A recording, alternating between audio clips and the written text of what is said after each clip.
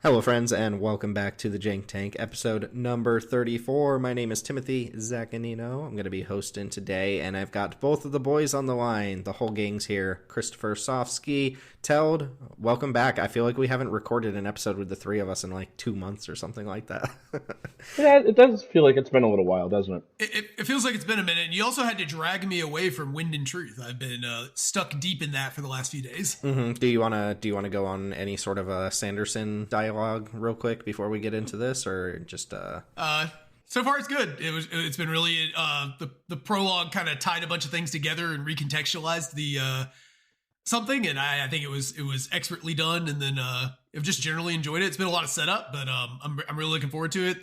This concludes the first half of Stormlight Archive, and Sanderson's known for having great payoffs in his books, and I'm really expecting this one to just be bigger than anything he's done before. So I'm real excited. Is it going to be the biggest ever? Will some say it's the biggest ever? Yeah, some might say that. Some will say that. Yeah. It is like a 60-hour audiobook, like 62 hours to be exact. Very, very long, even in a series full of really, really long books. Well, I bet we could match 62 hours on this episode. It might be short of 62 minutes, honestly. Yeah, we're stretching on some of the cards we added here, but here's the thing with Pioneer Masters. This set is arena only. It's a digital only Magic set. The whole point of Pioneer Masters is to get the Explorer format on Arena closer to the paper format of Pioneer. If you don't know, Explorer is basically Pioneer on Arena, but it's missing cards from sets that aren't on Arena. So this is an attempt at like a final push to try and get anything that's playable for Explorer onto the client. For that reason, it's digging back all the way up to the beginning of Pioneer, which is that Return to Ravnica, right? Return to Ravnica is where Pioneer technically starts, I think. Correct me if I'm wrong, but I believe that's correct, yeah. When they were first discussing the format, I thought it would have been really clean for them to go back to Origins. That just, for whatever reason, that struck me as just like, because they sort of retooled Magic Story or whatever. But apparently they didn't do that because they wanted to keep fetches out of the format or something. Aren't fetches just banned in Pioneer? They are. Because well, then I don't know why they didn't do that. Well, do you remember, too, that they announced, like, Explorer and Historic, like, 6 months from each other? They were like, here's new formats. And then I think Historic came first, and then, like, 6 months later, they're like, here's a new non-rotating paper format called Explorer that's going to do a lot of what Historic was doing anyway. It was so weird, the way they handled it, but the point is, like, they can't have Pioneer on Arena because a lot of those sets, like Return to Ravnica block and Theros block, don't exist on Arena. So they've had this, like, substitute called Explorer for a while. And they teased Pioneer Masters, like, 2-3 years ago. And then we, like, just never heard any news about it. But it's finally here, and hopefully for people who are Pioneer fans who play Arena, it'll do something for the constructed format. For us, it just means more limited cards for Cube. Yeah, we had to eke out a couple of Explorer anthologies before we could give us Pioneer Masters, which I don't know if we'll ever be able to call it Pioneer, or maybe not never, but, like, there's always going to be some sort of card that's like a random vanilla creature from a set that they don't put onto Arena that keeps it from technically being Pioneer, right? Yeah, so as long as it's, like, competitively 1-to-1, I think they're fine with it. Which, given that Pioneer is basically ran by a handful of staples and cards that were printed in the last 2 years, like, I don't think we're going to have a problem there. Sure. The funny thing about them sort of originally talking about Pioneer Masters like 3 years ago is it tremendously excited us, obviously, because the card pool was significantly sparser back then. There were just so many things in Pioneer that we didn't have. And what this kind of feels like to me is like we ordered a part we needed to fix our car like 3 years ago. The shop finally called us and was like, hey guys, great news. We have that carburetor that you ordered. And we're like, we bought a new car last year. Yeah. We don't even drive that fucking car anymore. That's exactly what it feels like. That's it, yeah. Okay, so let's talk more about that in a second. Before we do, I did want to touch on some housekeeping stuff. First off, I wanted to address a comment or two that we got on the Universes Beyond rant episode.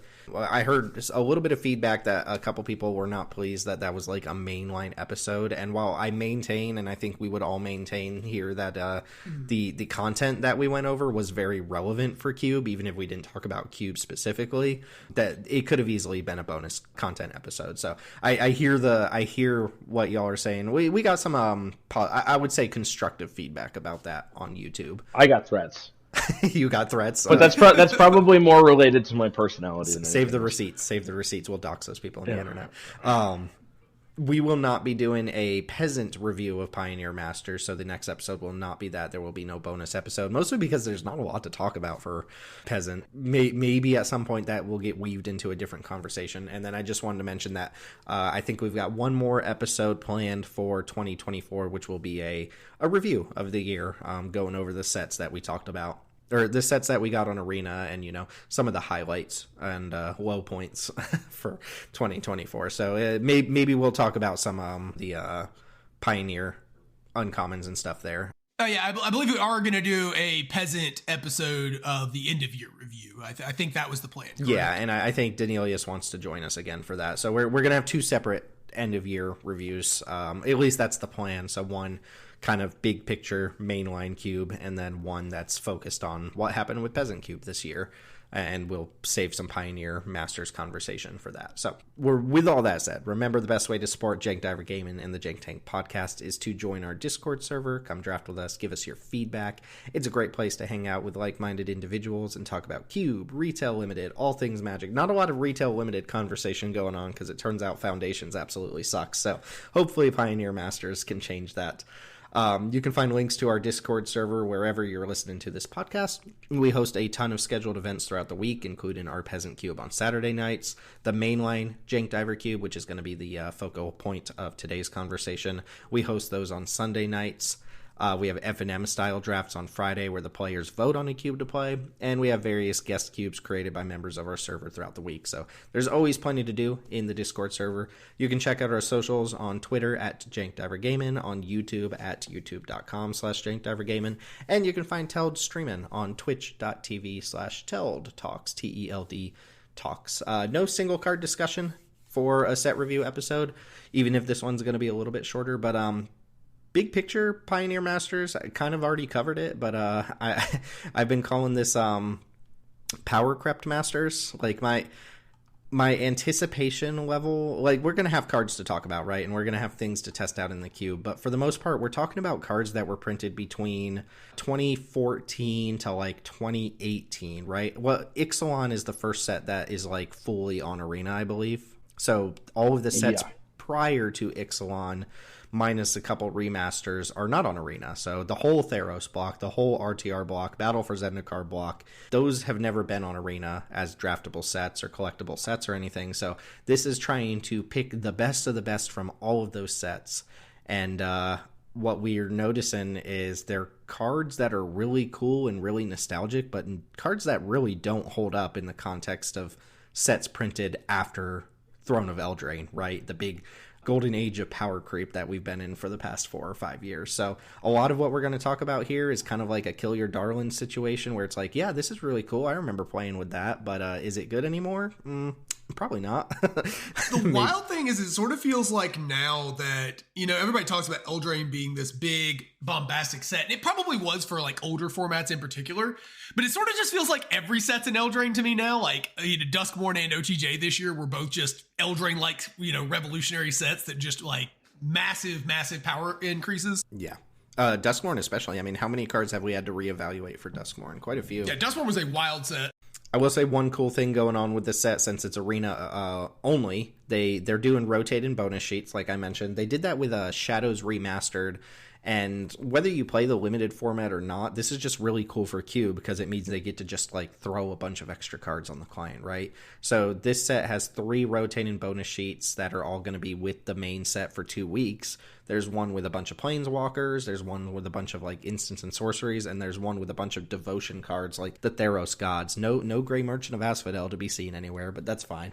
So for our purposes, it just means we get more cards to talk about. So we're going to review a lot of these cards in the lens of how does this hold up in 2024, 2025, rather than like try to ooh and ah and speculate on cards that everybody's already known about for the past 10 years. So I guess we should probably do a courtesy to the listener. If we talk about a mechanic on a card that's like not extremely well known, we should probably just mention what that mechanic is and how it works, whether that's relevant to Cube or not. So Any other like kind of big picture thoughts before we actually start talking about some cards here? This set mechanic is repeatedly telling everyone at the party that it's sorry it's so late. It is definitely late. I mean, am I crazy for remembering that they announced Pioneer Masters like literally years ago? No. It was feels a like long time ago because it got brought up and there was kind of like a wave of excitement, and then I think for a while in the community, periodically there were sort of discussions of like, why haven't we heard anything about this? And then I believe, didn't they say that it was going to come out in a certain time frame, like maybe a year, and then they came out later and said like, just kidding, that's actually not going to happen. That's what So I I think remember. Yeah. I think that they announced it, and then they said like it's coming next year in like the second half of whatever year that was, and then like in the early part of that year they were like, just kidding. Turns out getting hidden strings programmed on the client was a daunting task for the one intern. The Cypher mechanic used all of their brain power to get on the So I think they said it was coming within like 12 months, and then sometime in the next 6 months they said, just kidding, we'll revisit this, and that was several years ago, and frankly I completely forgot about it. Yeah, I completely forgot it was even a thing. So. Which is a little sad because I consider a lot of the cards from like the 2014, 2018, I think that was personally my golden age of like Limited and golden age of Magic design, where cards were not necessarily trying to push the envelope on power and weren't trying to wow you, but were actually trying to like make a good constructed experience. And a lot of these cards are like that. Like, we're going to talk about some absolute classics that were like great constructed cards, but they just don't hold up, right? Like, your analogy of the carburetor is perfect, because had we gotten this set as it is 3 years ago, there would be a lot more exciting stuff to talk about. But for 90% of the cards on this list, we can point to a card that's been printed in the last 2 or 3 years that is just better than whatever the card we're talking about is doing. Yeah. So it's gonna be a little rough, but we're gonna give due diligence to a lot of different cards here and talk about merit, and some of them will actually possibly hold up. So if you guys are ready, we can jump into white here with a card that actually might even make the cut. It's funny, we get to just start off with 2 Gideons back to back. But our first card of the day is Kytheon, Hero of Akros from Magic Origins. In fact, all 5 of the original Flipwalkers are in this set, Kytheon being one of the only real notable ones. But this is a single white mana for a 2/1 uncommon legendary human soldier. At the end of combat, if Kytheon and at least 2 other creatures attack this combat, exile Kytheon and return him to the battlefield transformed as Gideon Battle Forged, which is a 3 loyalty planeswalker. Worth noting, Kytheon also has the activated ability 2 and a white, Kytheon gains indestructible until end of turn. So Savannah Lines, that can become indestructible for 3 mana. If you attacked with 3 other creatures, or rather if you attacked with it and 2 other creatures, and it survives combat, it transforms into this 3 loyalty planeswalker, which has 3 abilities, +2. Up to 1 target creature an opponent controls must attack Gideon during its controller's next turn, if able. +1, until your next turn, target creature gains indestructible and untap it. And a 0 ability, Gideon becomes a 4/4 with indestructible until end of turn, and you prevent all damage that would be dealt to him this turn. So, Savannah Lions Plus. We've had a lot of conversations about Savannah Lions recently. Where does this stand on the play of the Savannah Lions playability spectrum? I think it's still solid. I mean, it's not the most exciting thing in the world, but I mean, occasionally, we have talked shit about Savannah Lions, but occasionally, like, just getting Savannah Lions down on turn 1 on the play is going to get in some damage and start your clock the way that you need it to in an aggro deck. White has a lot of ways to place +1 counters or anthems or whatever to keep bodies relevant over time. And then if you draw this late, you play it out on your next swing. You can pay the 3 to make it indestructible if they're going to block it, and then flip it into this Planeswalker, which isn't the craziest Planeswalker in the world, but as far as things your 1-drop can do, turning into this Planeswalker is probably one of the better things that a Savannah Lions can do. So I think it's good. I don't think it's going to revolutionize white aggro. This card is probably still playable, but man, 3 mana is way more in current era Magic than it was back in the day. And this has to survive combat, which is always sketchy. I mean, the flipping into a Planeswalker is good. All 3 modes will have come up on the card as reasons to use it. You can force your opponent into bad attacks. You can protect it and get blank removal spells potentially, insulate your board against wraths. And then obviously being able to jam as a 4/4 is really powerful on your 1-drop. That being said, I mean, this has got to be something better than what we're playing. But the problem I have with this card is that it's a Savannah Lion that wants you to play other Savannah Lions, because ideally the play pattern on this card is something along the lines of you play it on turn 1, you play 2 more 1-drops on turn 2, and on turn 3 you attack with everything, and if they block you can give it indestructible and hopefully trade off because they played a cheap creature, and then you get to flip your Kithian, or they just don't block and you get a free Gideon. Obviously that's not something that's going to happen super often in our particular cube or in Modern Magic, but like that's kind of, I think, the way they drew it up, right? And putting a bunch of Savannah Lions into your deck is a really easy way to lose a game of Magic. But as Chris said, if you save this to a little later into the game, you can set up some attacks with it, and it is 1 mana. Like, I don't know, I'm not sold on any Savannah Lion at this point. They have to prove themselves. But we do run a couple, and I'm guessing this is probably better than them, though. Like, there is a legitimate question of like, is this better than Usher the Fallen being able to make a 1/1? I mean, I think it probably is, but I do think that's not an illegitimate question, right? I think that's something you have to actually ask, is like the ability to add cards to the board more powerful than this conditional flip effect. Yeah, I mean, I don't think you necessarily have to like turbo the Planeswalker out. I agree with you. The indestructible clause is kind of expensive, but if this attacks twice and gets like blanked in combat, it might just sit there for a while until you either go wide enough with tokens or whatever that you can do this later. Like, you don't necessarily have to rush it, right? But beyond that, the other thing that I like about the indestructible clause in today's day and age is, like we've discussed, there are actually kind of these days, especially in green-white specifically, sort of an absurd number of ways to stack counters on an individual creature. Or anthem your creatures or whatever. And if you can, obviously you'd have to like somehow find a way to buff this twice. But if this gets up to be like a 4/3 because of 1 board effects, then like a 4/3 that you can actively make indestructible is very threatening. Even a 3/2 that you can make actively indestructible is kind of threatening on offense and defense. So I mean that's upside. I don't look at the indestructible clause as just a function of flipping it necessarily. It's not like huge upside or whatever. I'm not saying that makes this like the Michael Jordan of 1-drops or whatever, but I do think that stuff like that's going to come up. Yeah, it used to be the Michael Jordan of 1-drops, but it was at the time. Yeah, it's worth noting that it is a forced flip too. So you stack a bunch of counters on it, and then you fit to. But I mean, like it will force it to flip into Gideon, but Gideon's essentially like a 4/4 anyway, so right. It would, and this Gideon, like, there's nothing special about this Gideon, but if you only invested 1 mana and you get it, later on down the line, it's fine. This whole design reminds me of what's that Adanto card, the 1/1 lifelink. If you attack with 3 creatures, you flip it into a land, like Legion's Landing.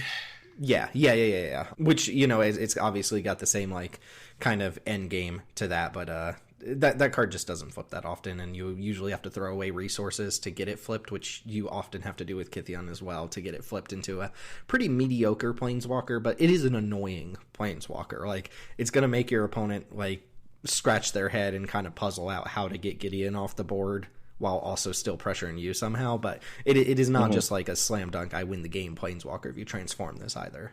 So, who wants to take the much more handsome Gideon? We can talk about Chad. Yeah, so there's Gideon, ally of Zendikar. It's 2 white. Gideon, high value male. So it's a 4 loyalty planeswalker with a +1 of until end of turn. Gideon, ally of Zendikar, becomes a 5/5 that indestructible. That's still a planeswalker, and it prevents all damage to be dealt to him, so he can't die on attacks. As a 0, he makes a 2/2 white knight ally creature token, and as a -4, which would kill him if you play in the turn he comes in, you get an emblem with creatures you control get +1/+1. This card was like the best card in Standard for a long time. Was this card banned? Was this part of the banned cards, or was it? This was when they kind of like buckled down and said we're not banning cards in Standard, but there was a big call to ban this card in Standard for a little while. Okay, I couldn't remember if this card was banned with Smuggler's Copter and Reflector Mage. I thought it got banned. No, this one survived.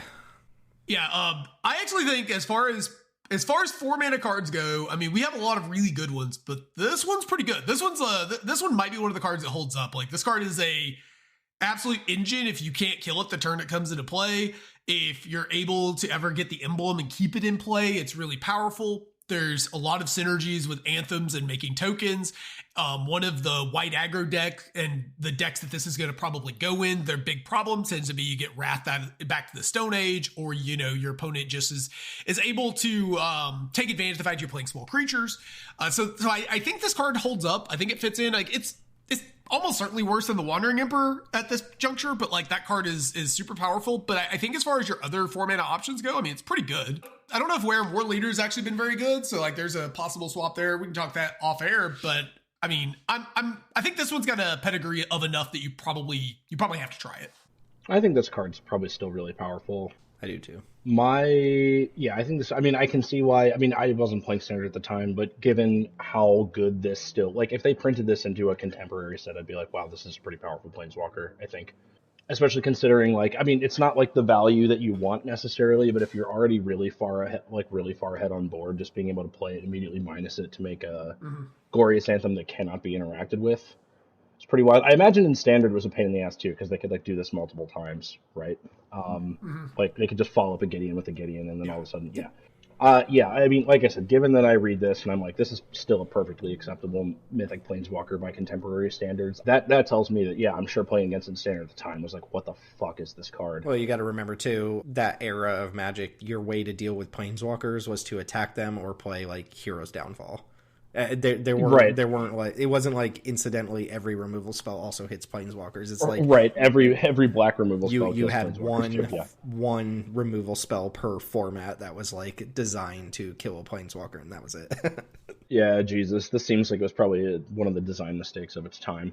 I think this is probably still good. My primary concern with the play pattern is that we used to play the 3-mana Gideon or whatever that turns into like a 4/4 indestructible or whatever, and we got rid of that because it was really bad into aggressive decks and really good into control decks. This isn't nearly as polar, right? Because being able to just make 2/2s is pretty good defensively against aggro. I do like that it doesn't plus and protect itself, that it does mitigate it a little bit. I feel like this is going to be pretty solid against control decks, but in our current meta, I don't think I have a problem with like a mid-drop white thing being difficult for control to interact with. Yeah, so you're ready for the control decks to just start using this, right? Well, yeah, no, 100%. But like the control decks aren't like, Yeah, I was gonna say this is certainly another card that you can put in your deck as like a blue-white control finisher. Yeah, it's certainly better if you have other creatures to play though, right? Because then you can take advantage of all the modes of it. Like if you're a control deck, you don't really care about the +1, but if you're an aggressive deck, like turning it into a 5/5 and shipping is actually pretty good. This is just such a smooth design. I like it. It's just certainly one of the Planeswalkers of all time. Almost got the classic. It's a slight deviation of the classic, like plus to protect, minus to remove something or whatever. Ob Nixilis is in this set. You remember when every single Planeswalker was 5 mana, +1 draw a card, -3 kill a thing, -8 emblem. Like there were like so many Planeswalkers that all did that same thing, which is funny because that Ob Nixilis comes from the same set as this Gideon. But I think this Gideon will hold up without being like White's sudden best new card. I mean, 0 make a 2/2. I think on a 4-mana, like a 4-mana Planeswalker that can functionally not go down on loyalty and make blockers, I think is still pretty good. We really don't see that too much outside of the Wandered Emperor and like 5-mana Planeswalkers. I was gonna say my gut says this will probably be either the worst or second worst of our white Planeswalkers, but that's a great place to be because both of those cards have been very good. Yeah, I mean, we'd only have 3 Planeswalkers, so it would fall. This guy's really the bronze medalist of our Planeswalker field. I just wanted to say from like a completionist standpoint, having been like gawping at other people's cube lists for a long time and working with a very limited card pool and feeling a lot less like this that these days, obviously, like we just kind of completed our collection of Black Wraths that I wanted to see finally. Having not furry art Elspeth and Gideon on the client is just kind of a nice wrap up on some really classic white Planeswalkers. They should have just given us furry Gideon and like double. He already is furry Gideon. I mean, we could have gotten Alpha. We could have gotten Alpha Wolf Gideon. R.I.P. Gideon. God. Who popped Secure the Waste on here? I did. Go for it. I think this card's still good. So, regardless of what X is, you're never getting an amazing unit for 2 mana. This. Oh yeah. So Secure the Waste has a super clean text box. It's just X and a white create X 1/1 White Warrior creature tokens at instant speed. So a while back, and I keep bringing up this podcast that I shall not name, but I was convinced that March of the Multitudes was really good, and it's not. Because it turns out that if you're trying to win the game as a tokens deck, in a lot of situations, you're trying to attack with those tokens. That was basically this, but with Convoke, and it cost a lot more upfront mana. This is monocolored. You only need 1 white pip. So if you're in like a multicolor control deck, you can use this defensively, yada, yada, yada. But what I really like about this card is that until you're paying like 3 or 4 mana for it, you're not really getting your money's worth, but it scales up. If you're playing like a green-white deck that's playing some dorks, but also has some token synergies or some Anthem type stuff like Trostani, you can go very big, or you can go very wide/big very quickly at instant speed. You don't just get to do that on defense. Occasionally, you can hold this up just once you have enough creatures on board against a control deck and just hold it up and basically force them to wrath you and then instantly rebuild on your end step and keep up the pressure.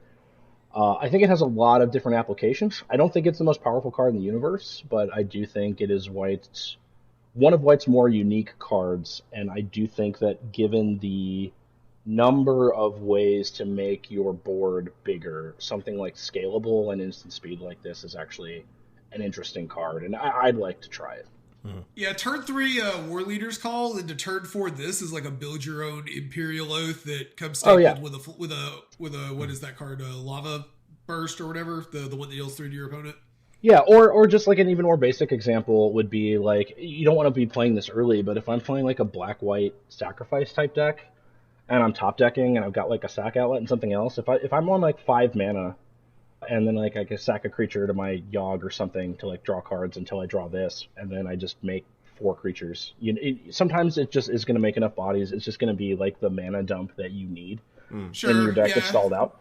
Your opponent also has to respect it. It's part of the flash shell game, right? Like you can attack, and now you like make a bunch of blockers to steal the game. Yeah, I see resolute reinforcements for 3 instead of 2 here is what I'm saying. But I'm being facetious. It's better than that. It's better than that. Yeah.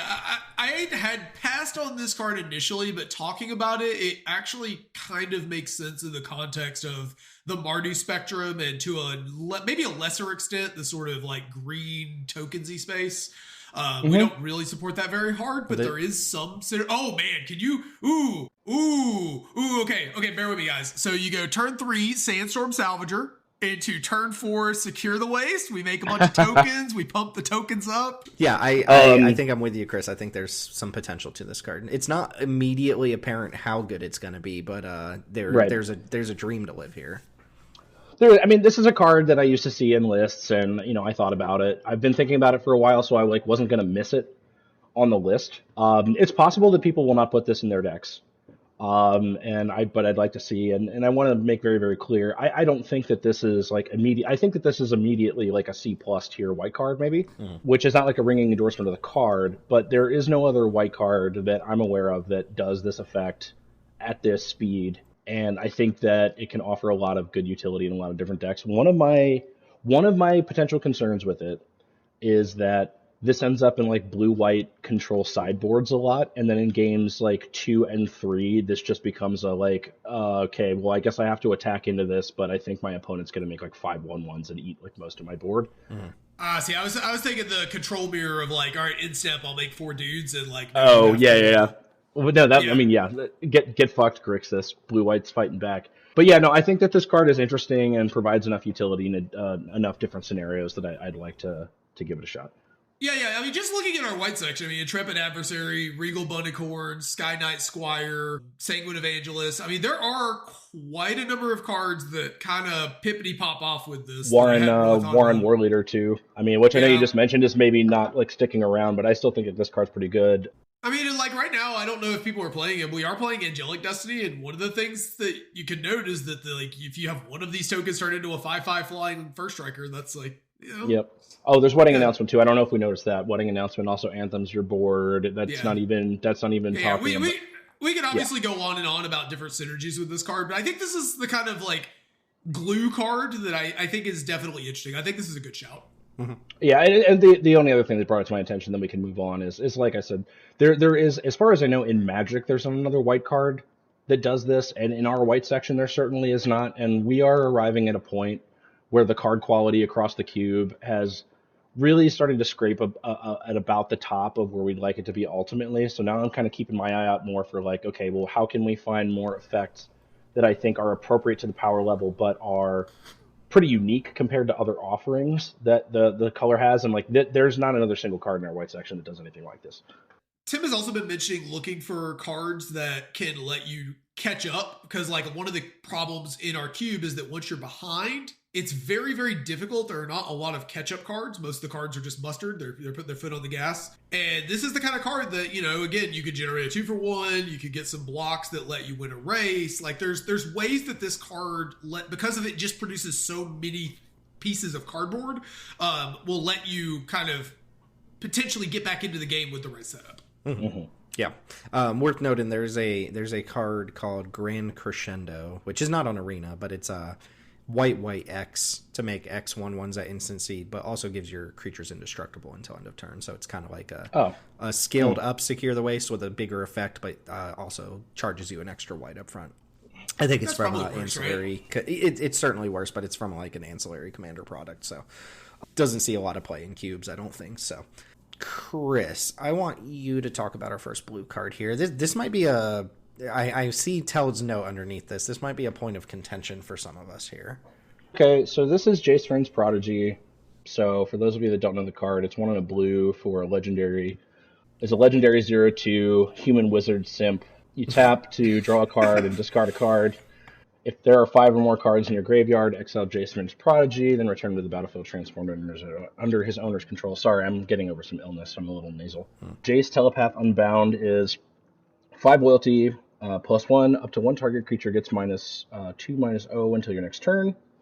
-3 is you may cast target instant or sorcery card from your graveyard this turn. If that spell would be put into your graveyard, exile instead. And then -9, which is never going to happen. You get an emblem with whenever you cast a spell, target opponent knows 5 cards. So I said a while back, and I'm sure some people would have probably thought this was hyperbole, that I thought that the 3/1 Rona that looted and was a 1/3 would untap if you cast a legendary creature and could be flipped into a big Phyrexian Obliterator thing was probably more appropriate for our cube context than JVP. Not because I think it's better than JVP in like the vacuum of all magic, but because like a 0/2 just doesn't block. And one of the things that we keep coming back to about cheap blue creatures in a very creature-dominated contemporary magic context is that stats really matter, and that the stats on blue creatures really matter. I don't like that this is a 0/2. The other thing that I don't like about this card is that it requires you to have 5 or more cards in your graveyard to flip it, but many of our blue cards that exploit the graveyard powerfully eat your graveyard. So in my mind, this is in like direct tension with your Abhorrent Oculus, your Dig Through Time, your Snapcaster Mage, your Torrential Gearhulk. All of these things are competing for resources in your graveyard, and that's not even taking into account cards that you might have in your deck from other colors that do that.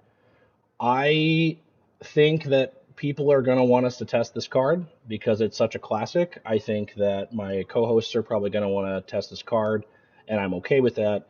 I like all of our blue 2-drops, and I like them all enough that like I don't feel any special need to test this card, especially since I think that the -3 is like pretty mediocre, unless you're playing like a very proactive Grixis style of control deck that's like full of bolts and blades. But if I'm playing like a blue-white control deck with like a handful of white removal spells, some of which are sorcery speed, and the rest of my interaction is basically counter spells, like I'm just not excited to put this card in my deck. I'm probably much lower on this than either of you two guys are, but like I just at this stage, them giving me this, like I just don't care about it. Teld, what do you think? I'm on the fence. So my note was that this was at one point a $100 4 of in every single deck in the entire standard format kind of card. My gut is that it probably holds up decently well. I know it's competing for resources with other graveyard cards, but one thing we have to look at is this is a 2-drop. You're expecting to play it on turn 2 some percentage of the time. And so if you want to cast your Reborn Oculus, once you've done that, you just flip this and then cast your Reborn Oculus, and then you plus the Jace and you move on with life. Now, that being said, like if you draw it later in the game, obviously it's not going to do that, but then you can just oftentimes play it. It doesn't block, which is a concern. My biggest criticism of this card is probably that I think it's I almost certain that it's worse than Malcolm, and I would be willing to bet that it's worse than Kitza, if not less cool, if nothing else. Like, Kitza is a really cool, unique card. I don't personally see a world where it's better than Malcolm, because Malcolm's just insane, and I think Kitza is better too. Yeah. Malcolm has a lot of flexibility because it can attack. Kids is kind of the same ballpark. I would consider this in what I would personally call the lower tier, like tier 2 looters. So I would consider that be like Rona, Canyon Crab, Ledger Shredder, cards that are like fine, but I don't have any particular appeal to me. And, I have to get my one obligatory shade on Ledger Shredder once per episode. So, like, I don't think it's necessarily better than those. I think in our cube, like, as much as I kind of mess around about how Ledger Shredder is, I think everyone's, like, probably the most overrated card in the cube, I do think it blocks. It turns into a 2/4 some percentage of the time, which is probably more relevant than what this card is doing. But at the same time, this card has a pedigree that I'm also on the fence of, or I'm on the side of, cards don't hit $100 standard superstar for nothing. We probably do to test this card, if for nothing else than to show that it is not supposed to be in our cube, but I'm not willing to cut Malcolm or Kitza for it. I mean, I think what we're probably going to see is something kind of similar to Jace the Mind Sculptor, which is like $100 banned in modern card, which I would consider like a C tier blue card in our current list. I think that's probably what we're going to see. I think we should test this. We did put in prime time because I wanted to put it in here for a little while. We don't talk about that. I just did. I mean, it was on me. I'll edit it out in post. Don't worry, folks. Okay, no worries. Nobody has to know at the time you added Colossal Dreadmon to the cube. That never happened. It never happened. I think we should try JVP. I'm saying this in all seriousness. I'm not trying to kick up a Ledger Shredder discussion, but I think in our cube context, where games are ending because your teeth are getting kicked in most of the time, I think I just want like the flyer with stats that gets more stats over this card. One thing I will say is I never really read this card like too thoroughly. Coming in with 5 loyalty is a decent amount of loyalty on the Planeswalker. Yeah. I think my flip side of this, and I'm going to let Tim speak, is that one of the problems is that people are, at least of the impression right now, that blue is very, very good in this cube, and that blue kill all of your stuff is particularly good. So there is the other concern that this ends up being good, and it just flips on curve every single game, and then it kills all your opponent's stuff, and then whatever your opponent has left can't attack because they get -2, -0. You're right. So it's just like, there's the concern on the other side, like it just does too much. Okay, my opinion, I think this card sucks. Like, I think this card is absolutely terrible. Like, it does not contribute to combat. It's a looter that doesn't contribute to combat in a combat-oriented cube. And, yeah, the Planeswalker is fine if you flip it, but you sacrifice your looter to do it, and it's forced. You do not have the option to not flip Jace if you activate it and put 5 cards in your graveyard. The +1 on Telepath Unbound... That is not a good ability. I've argued against Mu Yan Ling enough to know that like -2 -0 on a single creature until your next turn hardly protects you against anything, especially if you just lost board presence in the form of getting rid of a creature, which maybe doesn't matter because it wasn't blocking anyway. The -3 is fine. Like, it's respectable. If you get to flip Jace and then turn this into a thing, Snapcaster, removal spell, and still have a Planeswalker on board, odds are they're going to kill the Planeswalker because now it's at 2 loyalty, but you got to deal with something, so it's fine. And then the -9 will win the game, but the -9 will win the game in situations where your opponent just cannot deal with any of your stuff, right? Because that means you plus for 5 turns or whatever. I think this card is so much worse than any of the good looters that have stats to the point where I don't see how this contributes anything meaningful to a game. I think it's actively like bad is my opinion. I think it's the fact that the body is nothing and even just dies to shocks and stuff, let alone like it can't block in combat, but dies to every red removal spell or damage based removal spell you can imagine, just makes it like so anemic. And it's not like the loot is anything better than any other looter, right? Malcolm loots while dealing damage.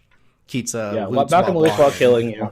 Yeah. I was not prepared for Tim to come in with this heat. You know, I thought maybe we were going to spend 1 mana to deal 2 to Jace. He came in, he's just like, no, Witchcraft Frenzy on the Jace. This card's awful. Like, what is this card? Yeah, I you know what, I gotta say, like, I already came in pretty low on this card, and Tim has got me even lower on it, because while Tim was kind of going over those points, it occurred to me by extension, like, if you do not flip Jace, it's awful. Like, if you do not flip Jace, it is like Merfolk Looter. That's what it is. They can't even like trade for a token. So if you don't flip it, like, you have to flip this card. Like, you have to flip this card for it to be like worth it at all to have put it in your deck. And you might be able to do that pretty quickly. You might, but if you draw this later in the game after you've eaten your own graveyard, or, you know, we have cards in our cube where, you know, that allow you to deal with your opponent's graveyard. If your graveyard's getting eaten, and this is a 0/2 that loots for 2, I mean, if we want to try it, I'm open to trying it. But like, I just don't think that this card is held up at all. I really don't. People will want us to try it, so we should try it. And like, the 4 is okay. Like, I'm coming in pretty hot and saying it's terrible. The reason I'm saying that is because we have so many better looters that are doing what this card is trying to do. Yeah, they don't transform into planeswalkers, but your opponent also can't attack them down and kill them.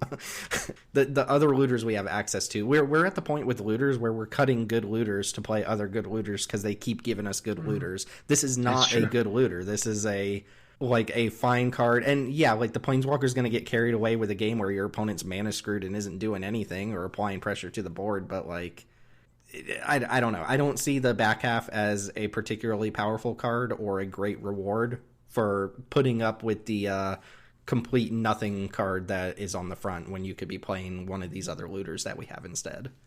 Yeah, I'm not willing to go in that hot on a card with this much of a pedigree, but I do think it is, in general, like I said, I think it's worse than the 2 looters that are like dedicated looters we're already playing. So if you guys are not on it at all, I'm not pushing to test this one. I guess I assumed that one of you would be kind of interested. It sounded, we hadn't really talked about this before the episode. Yeah, I think I'm definitely think this card is better than either of you, it sounds like, but I also don't think that it's notably better than any of the other looters that we have access to. All right, sure. Let's try it. I would be pleasantly surprised to see it be good, but that obviously, like, I can say it's bad and all that stuff, but like, we won't know unless we play it. So, and I assume this card excites other people. Like, I always assume that about cards from this era, and sometimes I'm wrong, and people are like, "Why is this in the cube?" You know, but I don't see it. If I'm proven wrong, so be it. But I think the shout of Jace the Mind Sculptor was perfect here, where it's like, yeah, this card used to rock standard and used to you have to shill out $400 for a playset and construct it, and it's just like, look at Jace the Mind Sculptor in our cube. It's not even particularly good, let alone like average. Well, speaking of Jace the Mind Sculptor, we finally got Jace Architect of Thought on the client. The other 4-mana Jace. RTR Jace, yep. Yeah, so this is another standard all-star type card. I only mentioned this one because I was actually sitting there thinking about, like, does this card's +1 just play better into our cube environment than JTMS? Like, the fact that it can protect if you've played, assuming you've played some sort of board state or you've interacted with your opponent, like, if your opponent, one of the ways your Planeswalker dies, your opponent's able to, like, get around your blockers. And we saw with Tamiyo that the plus was just super annoying. Do you want to read it? I don't know.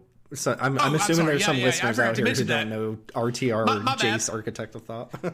Yeah. So it's 2 blue for a 4 loyalty planeswalker with a +1 of until your next turn. Whenever a creature your opponent controls attacks, it gets -1/-0 until end of turn.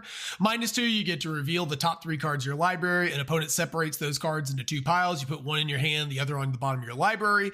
And a -8 for each player. Search that player's library for a non-land card and exile it. Then that player shuffles. You may cast those cards without paying their mana cost. So the +1 is what I was thinking of here, is like, is that annoying enough to make this card continue to be good? Like, the card advantage is a little more snappy in a way than JTMS, although you don't have like the synergies with fetch lands. You don't have like the information's known. But JTMS has been just really mediocre, and I was just kind of curious to get your guys' thoughts on this comparison, just because a lot of times the way we see Planeswalkers die is your opponent just gets around the number of blockers you have and attacks them down. And when we played Tamiyo, that plus made her basically unkillable. I could see it going either way, because Mind Sculptor's bounce ability is not good, but it does, like, it will get a thing off the board, whereas this Jace doesn't have a way to get thing off the board. So, like, -1, I've died to just having my best thing like repeatedly bounced. And I was just behind enough that it just kept me off kilter enough. I mean, I'm not saying that Jason the Mind Sculptor has been like amazing or whatever. I'm just saying like it's relevant. Bounce is not great, but it is relevant, right? Especially in certain matchups. Against mono red aggro, it's awful, but like the Planeswalker in general is just terrible against mono red aggro. You pointed out. Like Architect of Thought, my read on Architect of Thought, because I was a very new Magic player when this card came out, is what you wanted to do with it is -2 twice in a row, right? Like you would +1 if you felt like that gave you some sort of advantage, but you wanted to maneuver yourself in a position where you play this -2, your opponent has to deal with it, so you're functionally gaining some life. And if they can't, or you've got some other sort of backup, you just get another -2 and you're up like 4 cards, right? Because this is the good kind of Fact or Fiction, where it forces your opponent to split the pile and you get to pick with full information. So you just can always pick the 2-card pile or the best card. It's not like Intrude on the Mind where you're the one splitting and your opponent's choosing. So you do always get 2 cards if you need 2 cards. The +1 can be... I just kind of railed on JVP for like the -3, -0 on a creature. I do think it's better when you spread it out across all your opponent's creatures, like -1, -0 to all of their things, but it still doesn't stop attack triggers. It probably won't stop them from making a meaningful attack unless you've got bodies on board. Obviously, if you go like Svalin into this and you can like protect the Jace, it's so much better. But that's going to be true of any Planeswalker. So I'm not sure where I'm at on Architect of Thought. I do think the comparison to Mind Sculptor is a good comparison to make, but I don't know that I have a good answer on one versus the other. My gut is that the Brainstorm on Mind Sculptor strikes me, at least the first time you crack it, right? Because then you get into the discussion of like, well, if you do it multiple times, you're recycling some of the same cards on top, yada yada. But like the first time you activate it after playing the Planeswalker isn't looking at the top 3 of your library, not revealing what they are, and then you just get to decide what the most relevant one for you to have right now is. Probably better on average than like revealing all 3 and either getting 1 or 2. No, it's about equal on the first time, but you can go up a card if you want to go up a card, because with the Brainstorm you only go up a card if you're able to shuffle your library. I mean you go up 1 card, but I mean you could go up, like you could draw 2 is what I'm saying here with the Jace. Right. And then you've cleared the top 3 regardless. So unless all 3 top cards were good, you've now like put yourself in a position where if you don't have any way to shuffle your deck, the Jace isn't actually digging you any deeper for cards after that first shot. So it's about equal the first time, but if you get to untap, it's substantially better to have an Architect of Thought effect, I think. That being said, I mean, like the overall package of JTMS could just be better. I just think that card has been mediocre enough, honestly, in our cube that I'm open to trying other things. Something that can affect combat, I'm sure. Yeah, I don't have a strong opinion on this versus JTMS. I just figured I would mention it since this is another one of those cards that like occupies a similar space but does it a little bit differently and debatably could be better for spots in our cube. You know what? Here's a prediction. Okay, when they give us the original JTMS art and the card actually looks good, it's all of a sudden going to start performing measurably better. Oh, wait, I know why this card's better. So this card actually helps us when we're in the Secure the Waste meta that Chris is creating. It allows you to blank your opponent Secure the Waste. And then your opponent slams Tristani and says, "Gotcha, bitch." Anthem's over it. Sure. Yeah, we could talk more about this one off the podcast. It's an interesting call out for sure. Which one of you dirty control players popped on the I put Aetherling on here not because we're going to play it. I just wanted to use it to highlight an example of like just how much better control finishers are now at cheaper. Anyway, Aetherling was a cube control finisher kind of classic for a really long time. It's 4 blue for a 4/5 shapeshifter. You can pay a blue to blink it, coming back on end step instead of like immediately. You can pay a blue to make it unblockable, and then you can pay a generic mana to either give it +1/-1 or -1/+1, so you can tinker with its stats, make it unblockable, flicker it to make it, not a target for removal, whatever. So this used to be kind of like a control finisher classic, and it's just kind of amazing that we have cards now like Stoic Sphinx that are like 5 power flash flyers with hexproof and shit at 4. This card has just been like this is to me the king of like Power Crept Masters. Like, I mean, shit, dude. Horned Lock Whale is like 20 times better than this card is. Torrential Gearhulk certainly is. It's just wild. I feel like I saw this card hanging around in Cube List for like way longer than it should have been. I mean, I say that like from the perspective of power, right? If you're nostalgic for it, or this is what you want your cube to look like, I'm not making a judgment call about that. But just like, Jesus Christ, like this is what control finishers were supposed to look like, and now they're like 3-mana cards that are better. It's like, remember when Aetherling was just the most miserable card to play against in the entire universe? Yeah, this makes me feel things I don't want to feel. Story time for Tim. The very first... my experience with Magic the Gathering, my very first experience with Magic the Gathering was me and my brother buying 2, or we had coupons actually, which is why we did it. We went to a game store and we redeemed some coupons for some intro decks, and I got a Boros deck with the main card being Foundry Champion, which I couldn't even tell you what that card does, and my brother got a control deck that had Aetherling in it, and my introduction to Magic the Gathering was trying to figure out how the hell do you beat Aetherling. Because that's the neat thing, you don't. Your Boros deck can't counter it, obviously, and then if you resolve it and you have any amount of mana up, you can't really interact with it. So, yeah, this was the control finisher. You would play against 59 spells plus Aetherling, but man, this card would be embarrassing in a modern day cube. Like, let alone get into 6-man. It's functionally a 7-drop, right? Like, it's a 7-drop. Yeah, it's a 7-drop. To be fair, though, the meta where this card was also played was like Elixir of Immortality was the actual win condition in these decks. So yeah, this card reminds me of like very miserable times, but was also like my introduction to what a control finisher was. So when I see it, I just like my mouth goes numb a little bit, and I have to like bring myself back to reality. I mean, look, if we put Aetherling in our cube and somebody put it in their deck, like that deck could still win. You can still kill people with Aetherling. It's just so much you can less loot efficient. it away to draw. Tim would probably like loot it away, even if it was the right thing to like draw it and play it, just so he could like be like, Aetherling, I put you in the trash. I would concede. Like, if someone resolved this against me, I would just concede, because like I don't want to relive that. Like, I can't do that anymore. Moving on. I put for the only card that we wanted to talk about in black, or actually I shouldn't say me, is Banana Hedonism, Pornstar Whip King, Tassiger. The Nips. I mean, I do want whatever lifestyle is allowing this guy to dress like this and get away with it. Like, I just want to whip and bananas nearby at all times. Just a window into who Chris would be if he could be. Don't ever give me large sums of money. But yeah, basically Gurmag Angler that like he likes Banan. Yeah, it's Gurmag Angler number 5.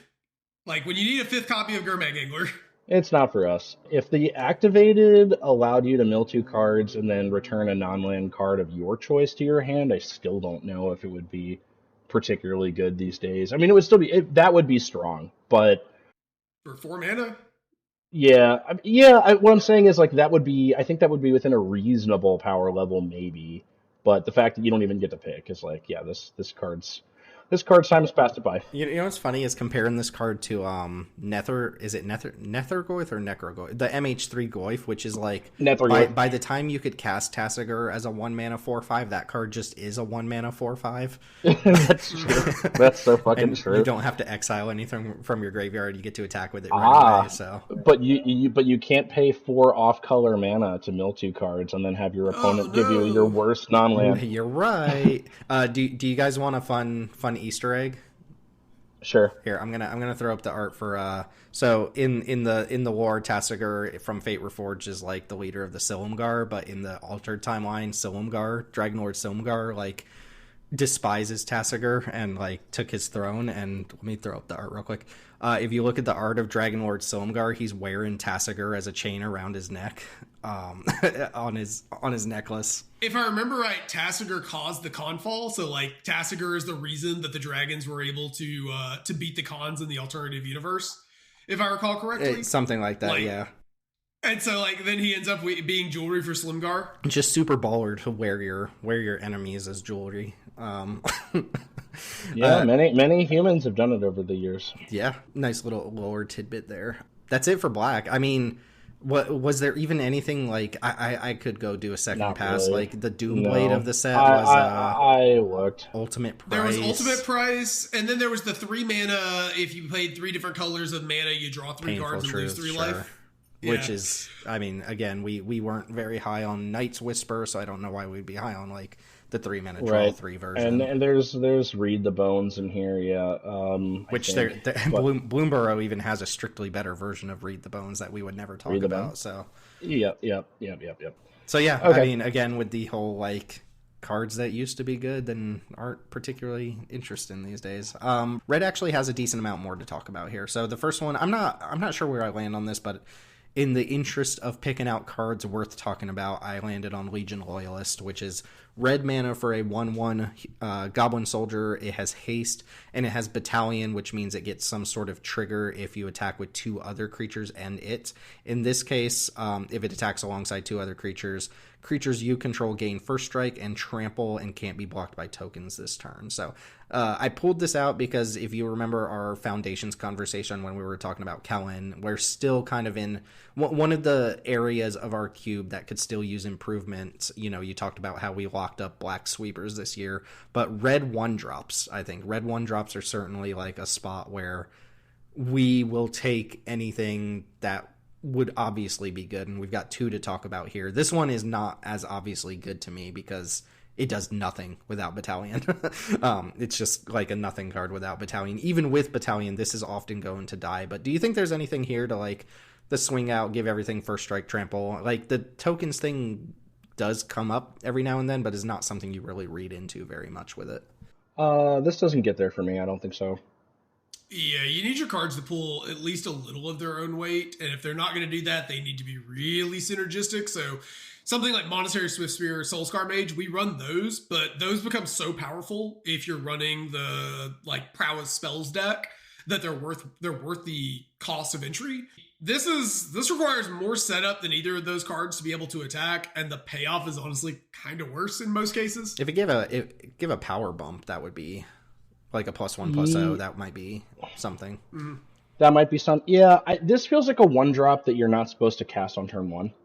Because I think if you cast it on turn 1, you like chip 1, right? And then the next turn you like play your 2-drop or whatever. And if they played anything on 1 or you're on the draw, you're not attacking with it. And then later you can attack with it to provide that ability. But this strikes me as the kind of card where you're supposed to go like 1-drop, 2-drop, this and another 2-drop, swing with your duders or whatever. But the thing is, like, aren't they generally speaking, just even though this has first strike and trample, aren't they just gonna like eat this so it really only gives you the effect one time? Like it's kind of like a weird combat trick type thing. I'm not saying this isn't a cool card, and you know, on the right board state you can just like drop it and be like, I win the game. There's certainly powerful things it can do, but I think it's a little too finicky. It's too finicky. It's not pushed in the modern age. It does punk Secure the Waste pretty hard though, so it does, yeah. But what if your creatures are 0/1s though? Ooh. Okay. I was just thinking like giving Detective Pinchy like first strike and trample would be so funny. Oh yes, my Legion Loyalist Hard Evidence deck. Yeah. Hey, we're cooking. So that transitions us nicely into a different 1-drop to talk about and see where you guys are at on this. So Zurgo Bellstriker from Fate Reforged is a 2/2 legendary orc warrior. It's a rare. It can't block creatures with power 2 or greater, which I don't see. I've never heard a line of text that matters less than that. Because this is an. It will come up in some game. It will come up in some game, but yeah, it doesn't really matter. It's going to come up when you don't account for it, though, right? Like it's going to be like, oh shit, it can't do this thing.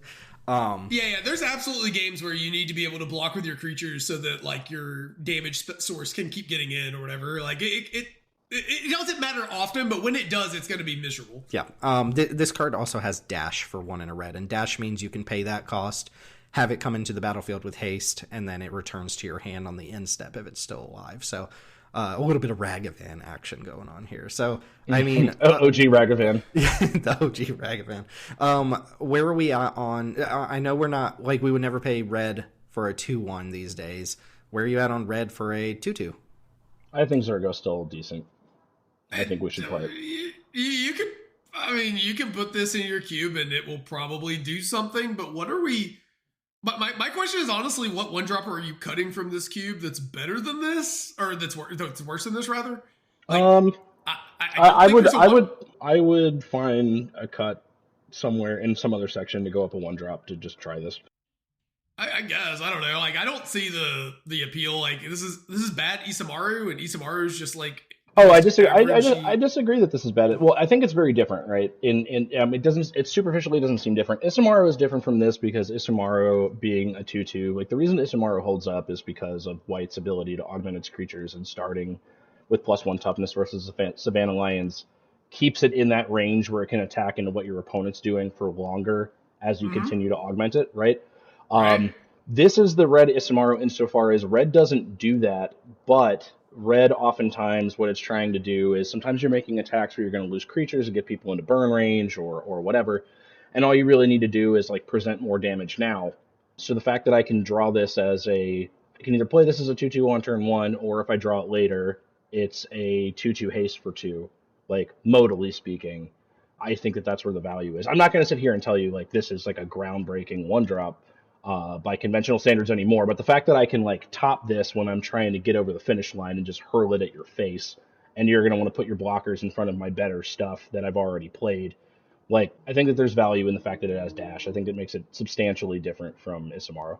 Okay, I'm not big on this card. I think this card is another casualty of war. You know, it's another casualty of power creep. Yeah. I think this is a card that was okay when it was around the first time, and if you play it on exactly turn 1, it's fine, but like 2 mana to dash this is really bad. And I'm trying to think of a use for it, like the dash effect, being able to bounce it back to hand so that you can re-ETB a creature seems more useful than anything this card's doing after turn 1. But maybe I'm just really down on creatures that are just there to attack and don't have 3 toughness. I don't know, like it's just hard. Like I'm comparing this to like in my head to Monstrous Whisperer, and I know that's not fair, but it's just I'm looking at these other one drops that all just seem way better to me. Well, Chris, you're a fan of, well, I don't know if you still are or not, but you are much more a bigger fan of a reinforced Ronin than either of us as well, which is obviously it's like reversed, right? You can't stick that card on board and it always bounces back, but it's cheaper. And that one has the channel ability to kind of cycle itself as well. So I think this is just maybe like a design, like you're fine with the design that's going on here. Teld is a lot lower on it. I think I'm in between on this one. Like I think it is a fine one drop you could put in a red aggro deck without being anything like super surprising or anything, which I think is kind of what Chris is saying anyway. So yeah, I'm not saying that this is like revolutionary or whatever. I just think that it's, as far as red one drops go, it's solid. It's fine. Yeah, it is. It's fine. It's fine.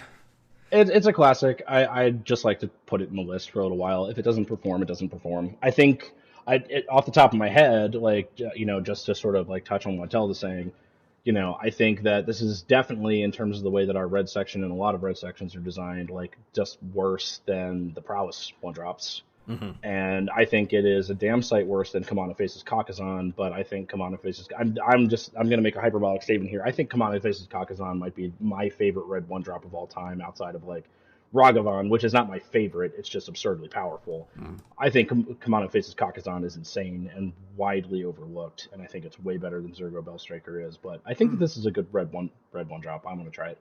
Okay, moving into, I mean, again, just going through the list of cards that used to be good that are not apparently good anymore, but Pia and Kieran Noir is 2 red for a 2/2 legendary human artificer. When it enters, you create 2 1/1 Thopter artifact creature tokens with flying, and you can pay 2 and a red, sacrifice an artifact, and deal 2 damage to any target. So when I read this card as a standalone card in a vacuum, I'm like, you know what, that's decent. It's Whirler Rogue stats, and bodies, and then you have the option to like fling artifacts around for damage, which ostensibly means you can sacrifice those Thopters. We don't have a lot of other artifact stuff going on. The problem is we have to compare it directly to 2 cards that we have in our card pool, which are Hellspur Posse Boss and the Red Cap Gutter Dweller, which are both 2 red for some base stats that are better than 2/2 and come with 2 bodies that do additional things. Like the Gutter Dweller can sacrifice bodies to grow and draw extra cards. The Hellspur Posse Boss can use those mercenary tokens to grow creatures. So to me, if I had to like stack them up against each other, I think Posse Boss and Gutter Dweller are like kind of tied for first place, and then Pia is like significantly worse. But I don't know if you guys think Pia has merit that those other two don't. So I think there's a couple of things here. I think the Gunner Dweller is the best in your traditional red aggressive deck when you're ahead and you can keep pushing the envelope, but it is very, very bad at trying to stabilize you because the rat tokens can't block. Posse Boss has the awkward thing of the tokens they're good at pushing damage elsewhere, but don't really push much damage on their own. But it also has some like weird micro synergies with stuff like Breaches and Karizev and stuff. It doesn't come up a ton, but it is something that card does. The Pia and Kieran tokens are just generically, I think, the best of the three in a vacuum. So the body is worse, but your opponent also... So, like, imagine you play this on turn 4, turn 5, we untap, we ship with our 2 dudes, and now our opponent, like, if they didn't kill the Pia and Kieran, we could throw 2 damage at one of their creatures or throw it at their face. I don't know if it's clearly worse than the other two. I think I agree that it's probably worse, but 2 flying tokens are pretty good for pushing damage. If that's what you're really looking for, is just getting damage through. I don't know if the mercenary tokens from Posse Boss are going to be more or less damage than that on average. I think it is notable. I think Gutter Dweller's inability to block with the tokens is something that I found really annoying. Like, it was really, really good when you were ahead and very, very bad when you were behind. Whereas I think Posse Boss and Pia and Kieran are both kind of in the middle on that, where Posse Boss is actually just a great stabilizer. It's a good blocker. Yeah, I think that Red Cap and Posse Boss, while very different cards, Posse Boss just having a 4-butt on the ground is a really big deal. Red Cap having sack synergies, but also, just being a better aggressive card. To me, like you mentioned earlier, Tim, if you got artifact synergies, then there's value here. I think you kind of need that. One thing that I was wondering, and we don't have to get into this as a conversation about this card specifically, this is just more me wondering, is we've got Whirler Rogue that is a 4-drop 2/2 that makes 2 1/1 flyers, and we've got this effect in red. Has White ever had a card that has like a 2/2 body on a 4-drop that makes 2 1/1 flyers? That seems like the color that would actively want that. Like if there was a 4-drop Overlord of the Mistborers. Well, yeah, sure. Yeah, okay. You mean an impending 6/6 that makes 2/2? Yeah, okay. Yeah, White definitely liked that card. No longer has it. On a 4-drop, I don't know. I mean, I know there's plenty of 5-drops that make 2 flyers, and then there's like a populate creature that's a 4/4, makes a bird and then populates. There's the uncommon one that fabricates 2. Yeah, but that doesn't make flyers, I think, is specifically. Oh, yeah, flyers, sure. The question. So, yeah, I don't know if White has an exact equivalent to, Pia and Kieran or Whirler Rogue. Yeah, I was just wondering, because that feels like the color that would kind of want this sort of effect. I think you guys are undervaluing the being flying just a little bit, because that is really good at pushing damage. People have consistently pointed out how good flying is in our cube. Yeah. That being said, we're down on Whirler Rogue, and I do think it's better in red because of the way that those decks tend to play out. I'm not convinced that this is better than Posse Boss. I think that card's been a good middle ground for pushing damage and also being a stabilizing play. Yeah, I would like to just put on the record, I'm not underrating evasive flyers. It's more that I think the total package of 4 power, 4 toughness is just probably worse than the total power and toughness you get off of the comparable cards, unless you're somehow in a cube where artifacts do matter. Like this is affinity cube fodder to the max. You would play this over Posse Boss every day there, but that's not what we're talking about today. So yeah, I'm a little surprised, honestly, that this one didn't get a downshift to Peasant, since we have Whirler Rogue. God, that would be that would be so good. That would be so nice. So another casualty of modern day power creep. I think the next one might get there, though. I'm not sure it's exactly clear, but we can talk about it, and there's some wiggle room on it. Mizium Mortars is reprinted here at Mythic Rare. It's been upshifted appropriately. It's 1 in a red for a sorcery. Deal 4 damage to target creature you don't control. Notable because it has Overload for 3 red. So Overload says if you pay that cost, you replace the word target with the word each. So instead it reads deal 4 damage to each creature you don't control. Some goofy ass art on this, but outside of that, it's comparable to any of the other 2-mana deal 4s. It's worse, right? It has literally no other flexibility as a 2-mana spell, whereas something like Thunder and Rebuke can hit Planeswalkers, and Lava Coil, Obliterate, and Bolt can exile the targets. This doesn't do that. It's just 2-mana deal 4, but you're talking about Overload as the upside here. So on 6 mana, you get to just nug all of your opponent's creatures for 4. The first thing that I want to note about this is it's really upsetting that they simultaneously upshifted it and then gave us this terrible computer art. The art's this really is really bad. It's so, there's nothing going on here. Sorry, it's Christina so Davis. upsetting. Yeah, I mean, I'm not sorry. I'm not trying to shit on your art or whatever, but like maybe pick up like a pen or like something that, like draws on paper and get good with that first before you just like start writing computer prompts. Because yeah, the original art is incredible. Like it evokes this feeling. There's like this lone mage on the pinnacle of like this very dangerous climb, just like filling the sky full of orbs of fire. It's fucking awesome. Yeah, it's got big Is It energy, which is appropriate for this card. 100%. And then the current art, it's like, if you don't squint at it, it's like, are they having a fireworks display over the square? Like, is this even a dangerous situation? What's going on? Yeah, but anyway, this card does have those kind of polar cases that you mentioned, and that might end up having it be frustrating. I can already hear somebody getting pissed that like they were starting to claw back in a game and their Grixis opponent got to 6 mana and just plague wins them. This is obviously more and more problematic as your creatures become smaller and more efficient, but this is a classic that I want to try out personally. Yeah. Well, I've got a question real quick. Sorry to cut you off, Teld, but if this was just a sorcery that said 3 red, deal 4 to all of your opponent's creatures, would you feel like a game was stolen from you if somebody cast that spell? We wouldn't be talking about the card. Well, I know we wouldn't be talking about the card because it wouldn't have the 2 mana functionality, but I'm saying, like, if someone Mizium Mortars you, do you feel like you got the game robbed out from it? Like, is that something people are actually going to complain about?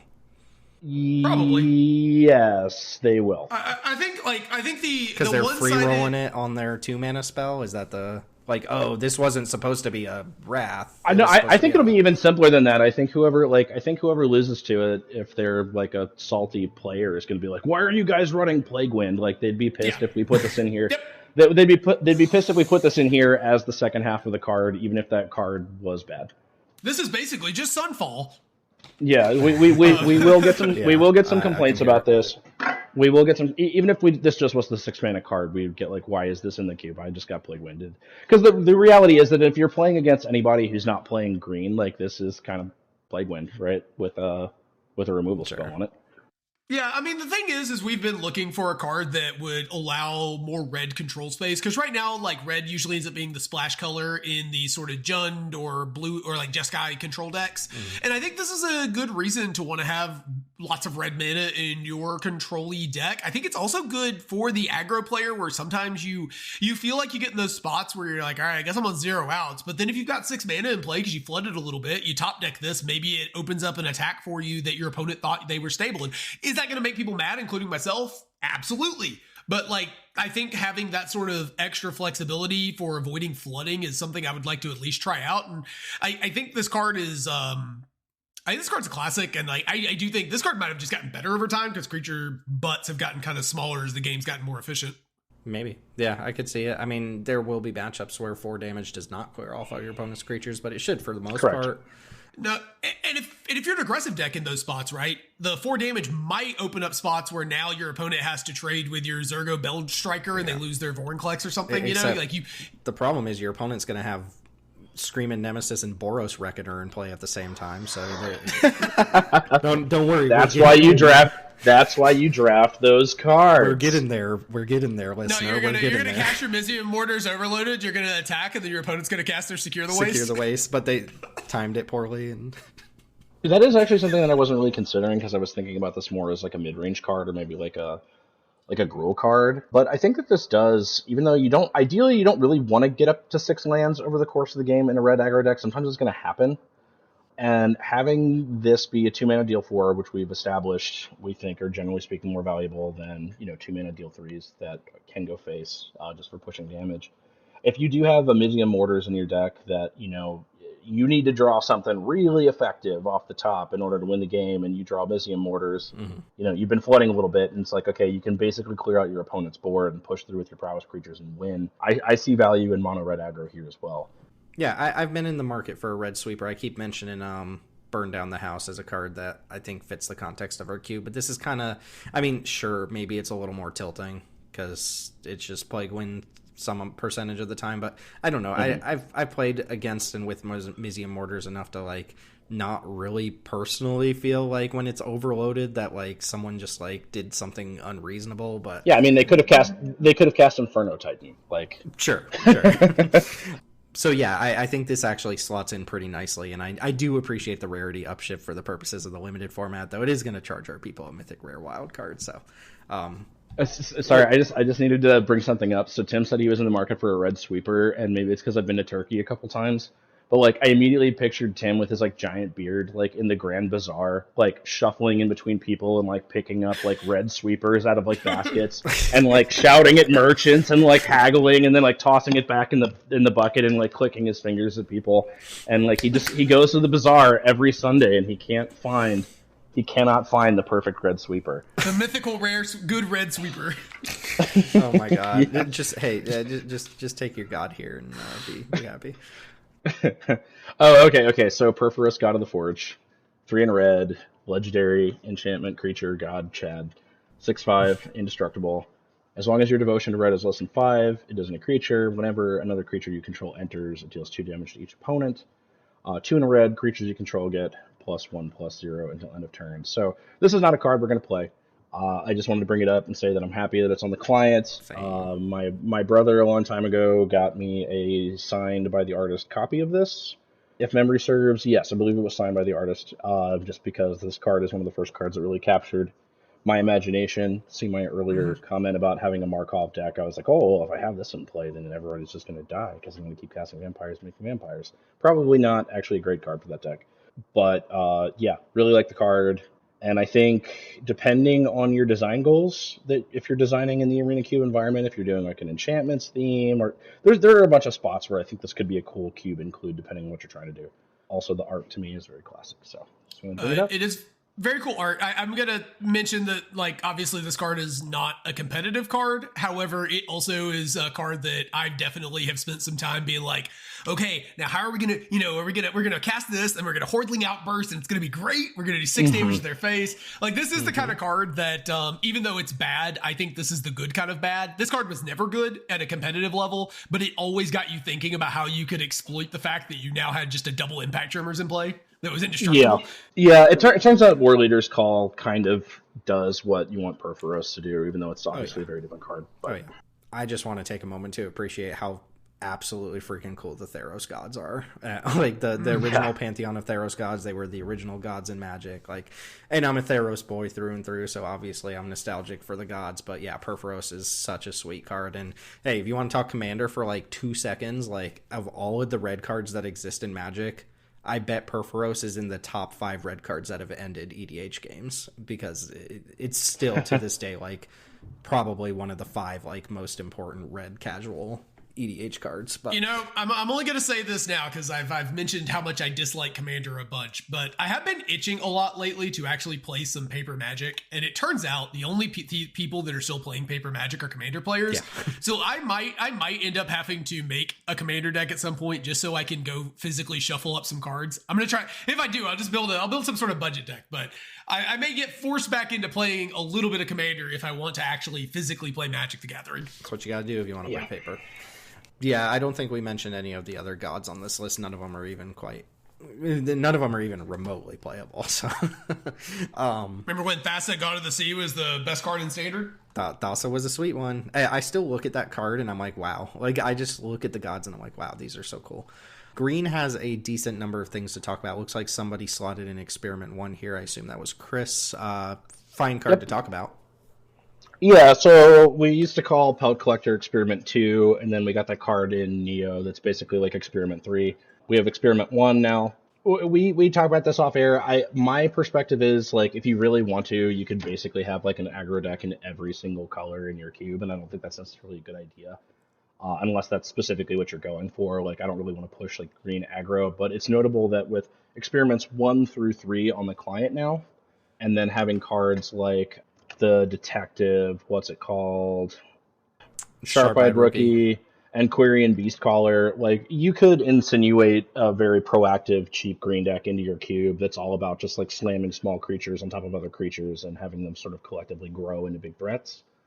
So if that's interesting to you, you can do it. There's also Paw Patch Recruit, which we talked about recently from Bloomborough, which is not like this style of card, but there are enough. There's also that Alchemy Pup thing Hmm. that's decent. There's the 2/1 Wolf Savannah Lions thing that we don't run. So I wanted to bring this card up just to mention that if you would like to, oh my God, Experiment 12. Oh, Jesus Christ. Yeah, if you wanted to, and this would depend entirely on the power level of your cube, because I don't think in Power Max cubes this is at a place yet where it's going to be as good as mono white or mono red aggro. But if you want to do green aggro, there are more and more tools in the one drop section for what you might want to do. I have always been a big believer that green's aggro is supposed to look different than the other colors aggro. I still think like green is supposed to be more of the Oonga Boonga. I'm going to play like a dork on turn 1 or a 3-drop on turn 2, or kind of like how we've been playing the what we call the blue green tempo shell. We call it the cocaine shell. Just playing like really good, efficient 2 and 3s, and then, you know, combining them with interaction protection.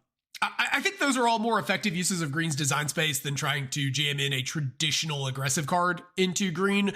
Paw Patch Recruit kind of being an exception, where if you're playing a green creature deck, this card offers a really annoying protection effect. But I won't play Paw Patch Recruit in our blue-green tempo shells because you don't play enough creatures. So you do need to be a very creature-dense deck. So like I think you could definitely have it in this sort of gruel space where you're doing like going 1 to 3, or you're going 1/2+ land to take advantage of like Bristly Bill or the cat. So I just think that these traditional 1-mana aggro cards like Experiment 1, like Pelt Collector, just don't really fit the way we design our cube, and I don't think they fit well with the context of most other colors either. I agree with 100% of what you said. I know that there are a contingent of people in the cube community who like the idea of playing a green aggro deck that looks like an aggro deck. And that's not for us. I don't think it's the most powerful way that if you're trying to power max, you can build green. I agree with you 100%. To me, a dork serves the dual purpose in your list because it goes perfectly well into your really dedicated ramp deck. But if your green deck is also like a bunch of dorks, a couple of really efficient 2s, a bunch of serious beater 3s, and then like up to questing beast and maybe a 5-drop, like your dork in that scenario kind of acts like an aggressive 1-drop does in an aggro deck, insofar as like it contributes to damage by putting gigantic shit out really fast, right? So I agree with you. I think if you're trying to power max like what is operationally a green aggressive deck, like dorks are just a better use of design space in your cube in general because they're cross-functional. But if you're trying to do like a conventional aggro deck in green, you now have access to Experiment 1, and that's just one more tool in your toolkit, if that's something. Yeah, if that's something you want to do, the density is there now. You have all 3 of the 1-drop traditional aggressive creatures plus Paw Patch Recruit as like a shell for that. I get what you're saying. Yeah, you have 6 1-drops now that aren't dorks that I think can be viewed as like solid proactive green cards if that's what you're going for. I did want to make 2 notes on Experiment 1 before moving on real quick. First off, it is easy to forget that this is a human ooze. And there are some cubes that can support things like green-white humans, like all the Innistrad stuff focuses humans in green-white, so there's something there. And then also cards like Bristly Bill and the Scythe Cat Club, or whatever it's called, Scythe Cat Club Cat.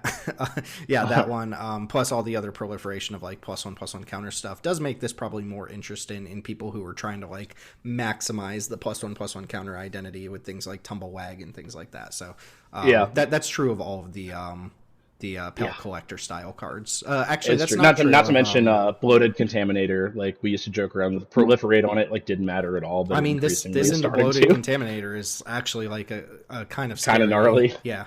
Like this into 2-drop into Contaminator, you're attacking with this as a 3/3 and you're threatened to proliferate. Like that is kind of scary. So next up in green we have a Sylvan Caryatid, probably an easy conversation to have, but it's 1 in a green for a 0/3 plant, and it has Defender, Hexproof, and tap to add mana of any color. I find personally that Paradise Druid is kind of like waning a little bit compared to some of the better 2-drop accelerants we've got, but still just kind of holds up as like a dork that is going to give you your mana at least once. Caryatid will always give you your mana because your opponent just can't interact with it at all because of hexproof, but obviously it doesn't contribute to combat at all. So like there's a little bit of a trade-off there, but I think Caryatid still is a perfectly respectable 2-drop if you're looking to do anything rampy or anything like 4 or 5 colorish. Yeah, I think it's definitely still good enough. We should probably have the discussion that we're probably going to get into if we start talking about it in depth off air, just to save some time on the recording because we are starting to run a little late. I think this is definitely still good. The most obvious comparison is Paradise Druid. We should talk about where this fits in, or if we want the permanent hexproof. But this card is still good enough. You can't vault the bird on this one, and it blocks 2 power creatures. Yeah, I mean, yeah, the obvious comparison is Paradise Druid. We'll have the full conversation off air. It's do you rather have the 3rd toughness and permanent hexproof versus being able to attack for 2, which I think is a meaningful discussion. Good mana dork. Next up we have Whisperwood Elemental from Fate Reforged. This is a 4/4 elemental. At the beginning of your end step, manifest the top card of your library. And notably, that's not Manifest Dread. It's just Manifest, so you just put the top card of your library into play as a face-down 2/2. If it's a creature, you can turn it face-up for its mana cost. You can also sacrifice Whisperwood Elemental at any time. Until end of turn, face-up non-token creatures you control gain. When this creature dies, manifest the top card of your library. So basically, if your opponent is going to wrath you, you can sacrifice the Whisperwood Elemental, and then any of your non-tokens will leave behind a 2/2 manifest off the top of your library, which is a nice little bit of a wrath insurance, even though it's not going to come up that often. But baseline, 5 mana for a 4/4 that puts a 2/2 into play on each end step, and Manifest is so much worse than Manifest Dread, so I really do look at those as 2/2s, not like creatures that can turn face up. Manifest Dread, sometimes you will get creatures, but I think we landed on this as like a decent test card and also like an obvious swap for Valgavoth's Onslaught, which has just been an absolutely unreasonable card. For 5 mana, that puts 2 4/4s into play and scales up beyond that, so that card has been receiving a lot of groans lately from our players. Well, and that makes perfect sense, right? Because, like, if you manage to... I mean, now, granted, a 7-drop should probably win the game, but I think, like, at 7 mana, it's probably more powerful than our dedicated 7-drop, which is a problem.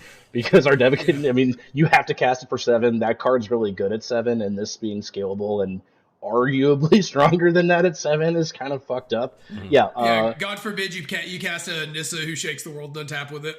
Yeah, we'll talk about this in the year-end review episode, but for any of you Cube curators out there who like read Valgavoth's Onslaught and are like, I don't see why this is good, it really fucking is. It really, really is. It's really good. The thing that is a little bit of a bummer about Whisperwood is, I mean, now granted, we're talking Power Crept Masters. I think if they had printed this now, I think it would be at least a 5/5 to keep it up there on the old vanilla scale, because, like, 4/4 on, like, your engine-y thing, I feel like in a lot of situations in your green deck, this isn't going to end up attacking. It's just going to end up being, like, an engine-y thing, and then that sort of begs the question. There are stronger green 5s on the client by, like, a lot. I think that this is probably interesting enough for us to try, though, because it's very unique.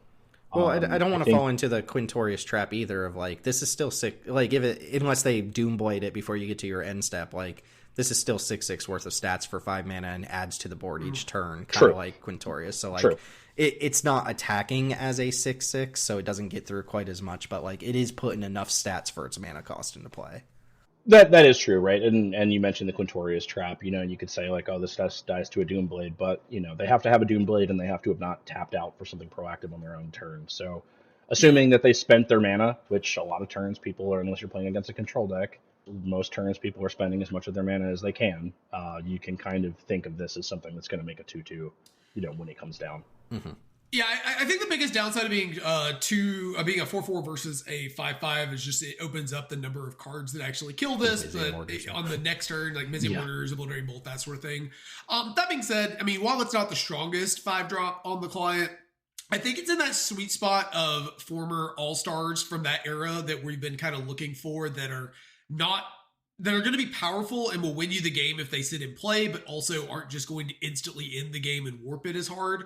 I'm interested to see how well this one holds up because, yeah, it is pretty engine-y. I'm not sure if it's better than any of the 5s we're running, but yeah, it's definitely going to be worse than Valgavoth's Onslaught, but hopefully Phil has sort of niche of being like a go wide synergy sort of card to keep it in play. It's gonna be great with Tyvar Stand if you can protect it right. Your opponent tries to kill it, you're able to generate more 2/2s with it at that point. So it does give green more ways to go wide, and I don't think that the sacrifice clause is nothing. I mean, we've talked a lot about how Wraths have become a lot more of a niche part of the control deck's game plans, but Wraths do end games, especially against green decks. So, if you've gone like dork thing, this, and then your opponent was basically on the like, I'm just going to wait till they develop in Wrath. If they Wrath to clean you up, a couple of mana dorks you had floating around all of a sudden become manifested cards, which could be creatures. Yeah. So I think at our chosen power level, there are more powerful cards we're not playing for reasons. Like, obviously a very different card, but like, I would never make the argument that this is like, and again, very, very different card. It's like comparing like apples to fucking pizza. But like Elder Gargaroth and cards like that are just like more insane on power. But I think this card's good enough to try, and I think it's a good analog to the Onslaught card that we want to cut.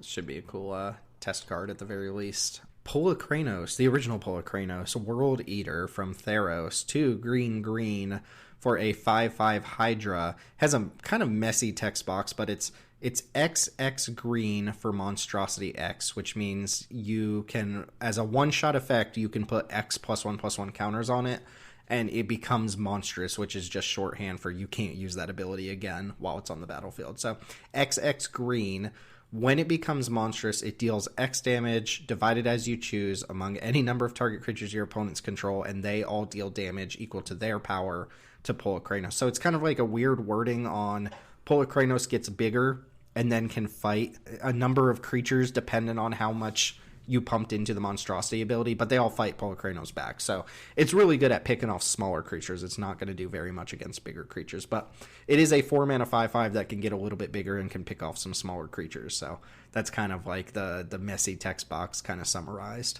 Yeah, so this is a card that I wanted to shout out mostly as like when this card was printed, it was like, oh my god, do you believe how hard they're pushing the green threats these days? And now I look at it and I'm like, I put it on here because, there is some play to it. And then I'm comparing it to, I'm like, would I ever run this over any of the cards in our cube? And I think the answer is no, but just wanted to shout this one out. It's another one of those really cool Theros cards that was really, really hyped and saw a lot of play for a while and has kind of faded into obscurity over the years. Yeah, this doesn't seem that strong to me, but if we wanted to try it for whatever reason, I'm not making a power value judgment between these two cards. I want to make this clear. But Ulvenwald Oddity has always kind of felt like Questing Beast number 2. If we wanted to try this, 5 mana to make this, it would be 3. It would be 3. It would be 3 mana to make. No, it would be 5 mana to make it a 7/7. 5 mana to make it a 7/7 and splits up 2 damage. Yeah, it's just not very good. Yeah. This is like a big mana card that's doing something with like Nykthos or whatever. So I also don't see it. I mean, 4 mana 5/5 is not like embarrassing, but also like you're not really getting too much on top of that. It will die to a removal spell majority of the time. So yeah, I think having just being stats in Modern Magic on your 4-drop, you need it to have some sort of ETB engine effect, like haste, something. It needs to give you something pretty immediately or be very resilient. Yeah, I mean, compare this to like the Bristlebud Farmer guy from the Big Score, which was like 4 mana 5/5, make 2 food, attack, sack a food, get a thing back. Obviously, we're not playing that card, but the comparison is apt. I put a card on here because I wanted to check in on your guys' thoughts about the green cantrips these days. We've talked about them pretty extensively in the past, but not recently. So Oath of Nissa is in this set. It's a single green mana for a legendary enchantment. When it enters, look at the top 3 cards of your library. You can put a creature, land, or planeswalker from among them into your hand.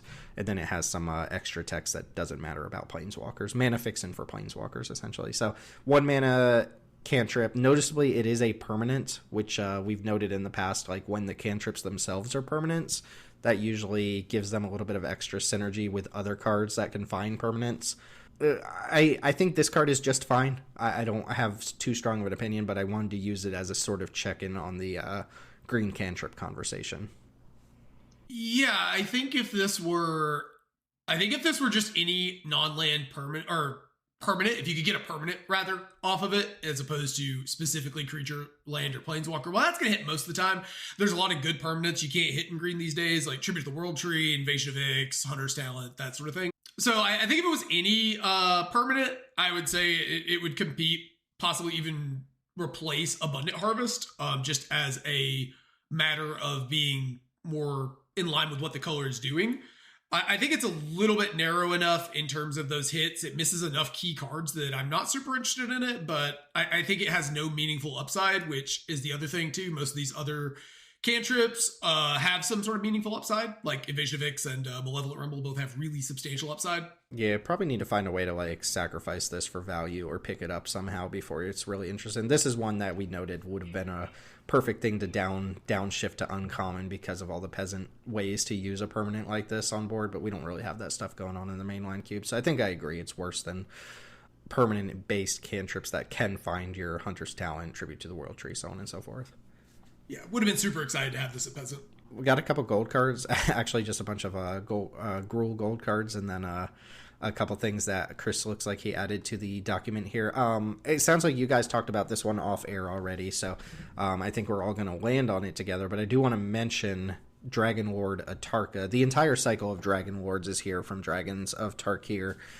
This one in particular is 5 red green for an 8/8 legendary Elder Dragon. It has flying, it has trample, and when it enters the battlefield, you can split up 5 damage across any number of target creatures or planeswalkers your opponents control. I do personally like it. Sounded like you guys were like a little bit down on it, especially compared to Kogla and Yodaro as a 6-drop that's just a really good top-end Gruul threat. I do think this is a respectable ramp target as far as like a big statted creature that has an impact when it enters the battlefield.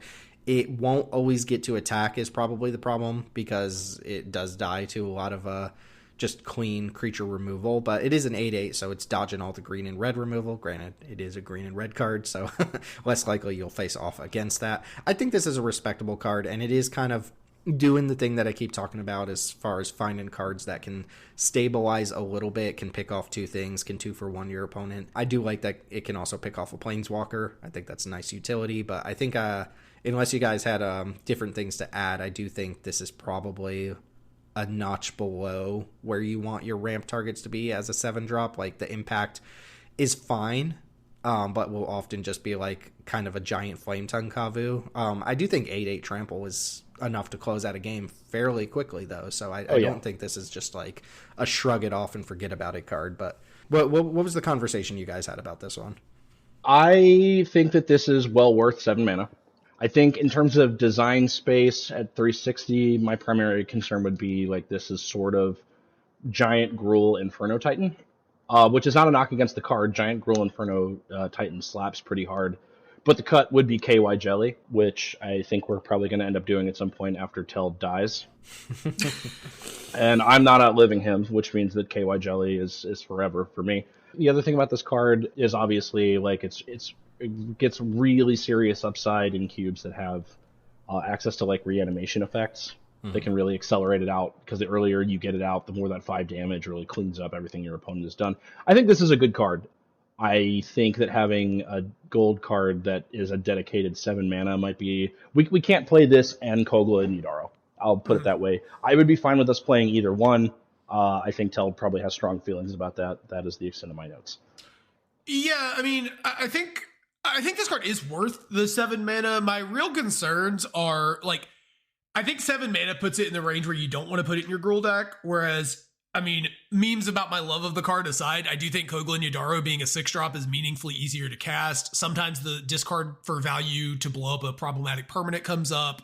And the fact that sometimes against control or against an opponent that's starting to stabilize, you just slam Kogla and Yodaro and immediately hit them in the face for 7 damage.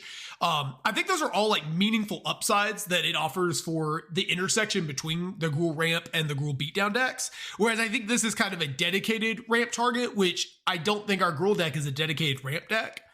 And so That's my main problem with it. I think the threat value is pretty good against most mid-range decks. It's gonna like kill multiple things and then probably die for 2 mana or 3 mana. But it kind of has to be killed because you're just gonna kill them within 1 or 2 swings. It's a good catch-up card. I just don't like the way it intersects inside the cube as well. I think there's not a lot of ways to cheat this out, which is something I would like, even though it's not mandatory. But I just tend to think Gruul ends up just as often being a ramp deck as it does being kind of a mid-range Goblin and Narcomancer cast 2-3 drop beatdown deck. Yeah, I think the card's really strong. I still think it's worth its amount of mana. If at some point we were like, you know what, we want to have this for a while instead of Kogla and Yidaro is just something new in the Gruul section, I think that's good. And I will say that I imagine it's going to go into the Timeless Cube with those reanimation effects. Yeah, I think once you start adding Sneak and reanimation, it gets a lot better too. That does let us go to a much more interesting Gruul card. So Xenagos the Reveler, this is the original Xenagos, is 2 red-green for a 3 loyalty planeswalker with 3 abilities. +1, add X mana in any combination of red and or green, where X is the number of creatures you control. 0, make a 2/2 green and red satyr with haste. And -6, exile the top 7 cards of your library. You can put any number of creatures and or land cards from among them onto the battlefield.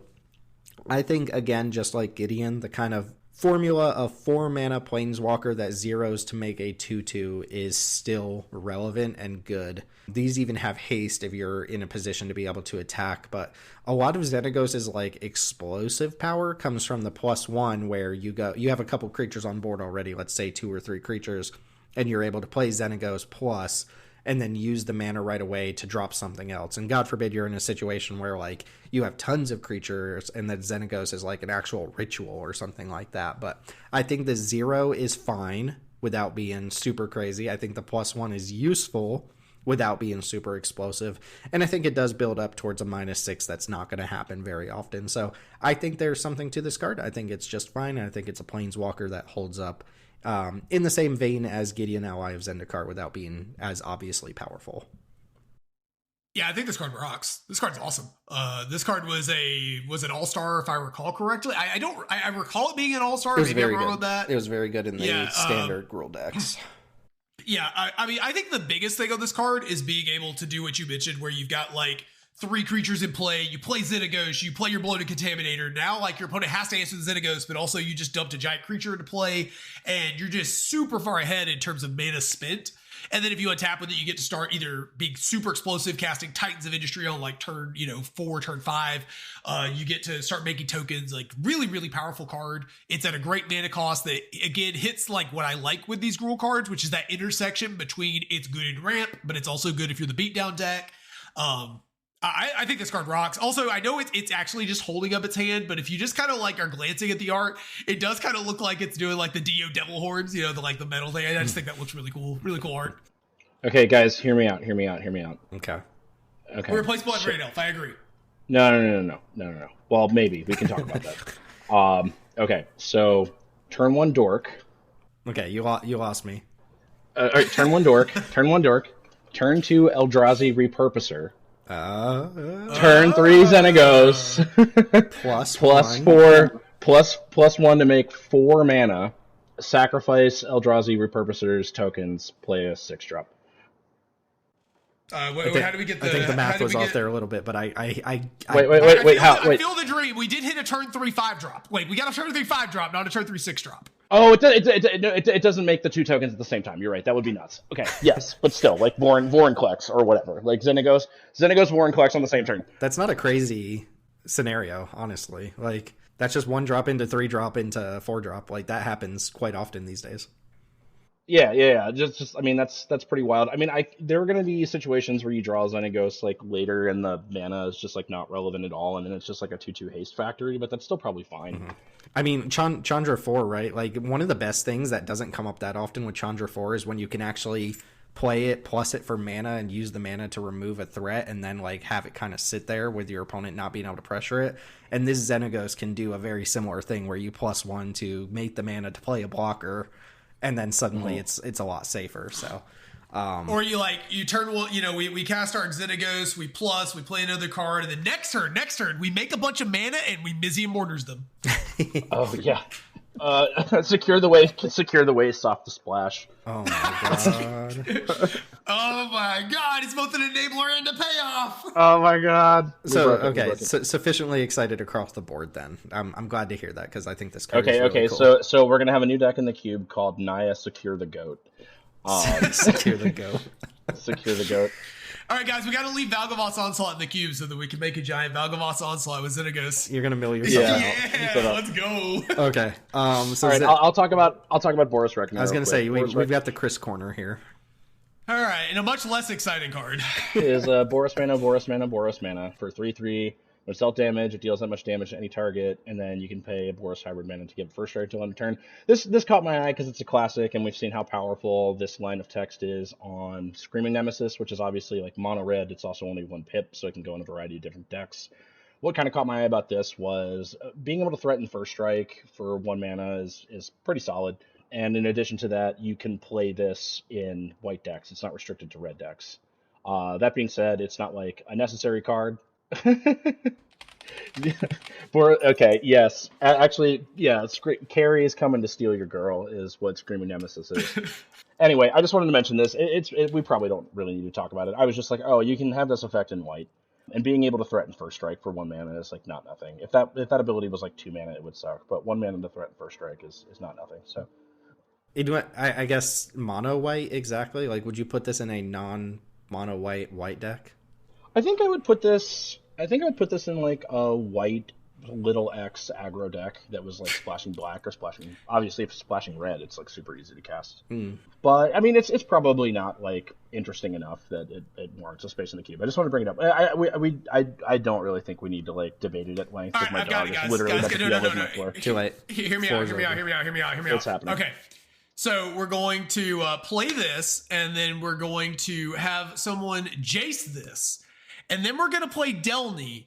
And I don't know what we're doing after that, but we've managed to get our power level to 2. We're Star of Extinction. Star of Extinction. Deal 20 to my creature. Star of Extinction, double trigger. There it is. There's the combo. Because 20 wasn't enough, so it had to be 40. This card's just like we got Screaming Nemesis. Like, come on, man. I will say, comparing cards to Screaming Nemesis is not exactly fair because that card has been absolutely egregiously ridiculous. It has been a menace or a fiend or whatever you want to call it. Like, maybe it doesn't stick around forever. A menace. The card's insane. Yeah. Another shout out to those of you who are playing your cubes a couple times a year and don't get a lot of reps in. If you passed over Screaming Nemesis because you think that your other red 3s are better, some of them maybe, but not many of them. This one's pretty good. It's pretty good. Yeah, it's pretty good. All right, what's next?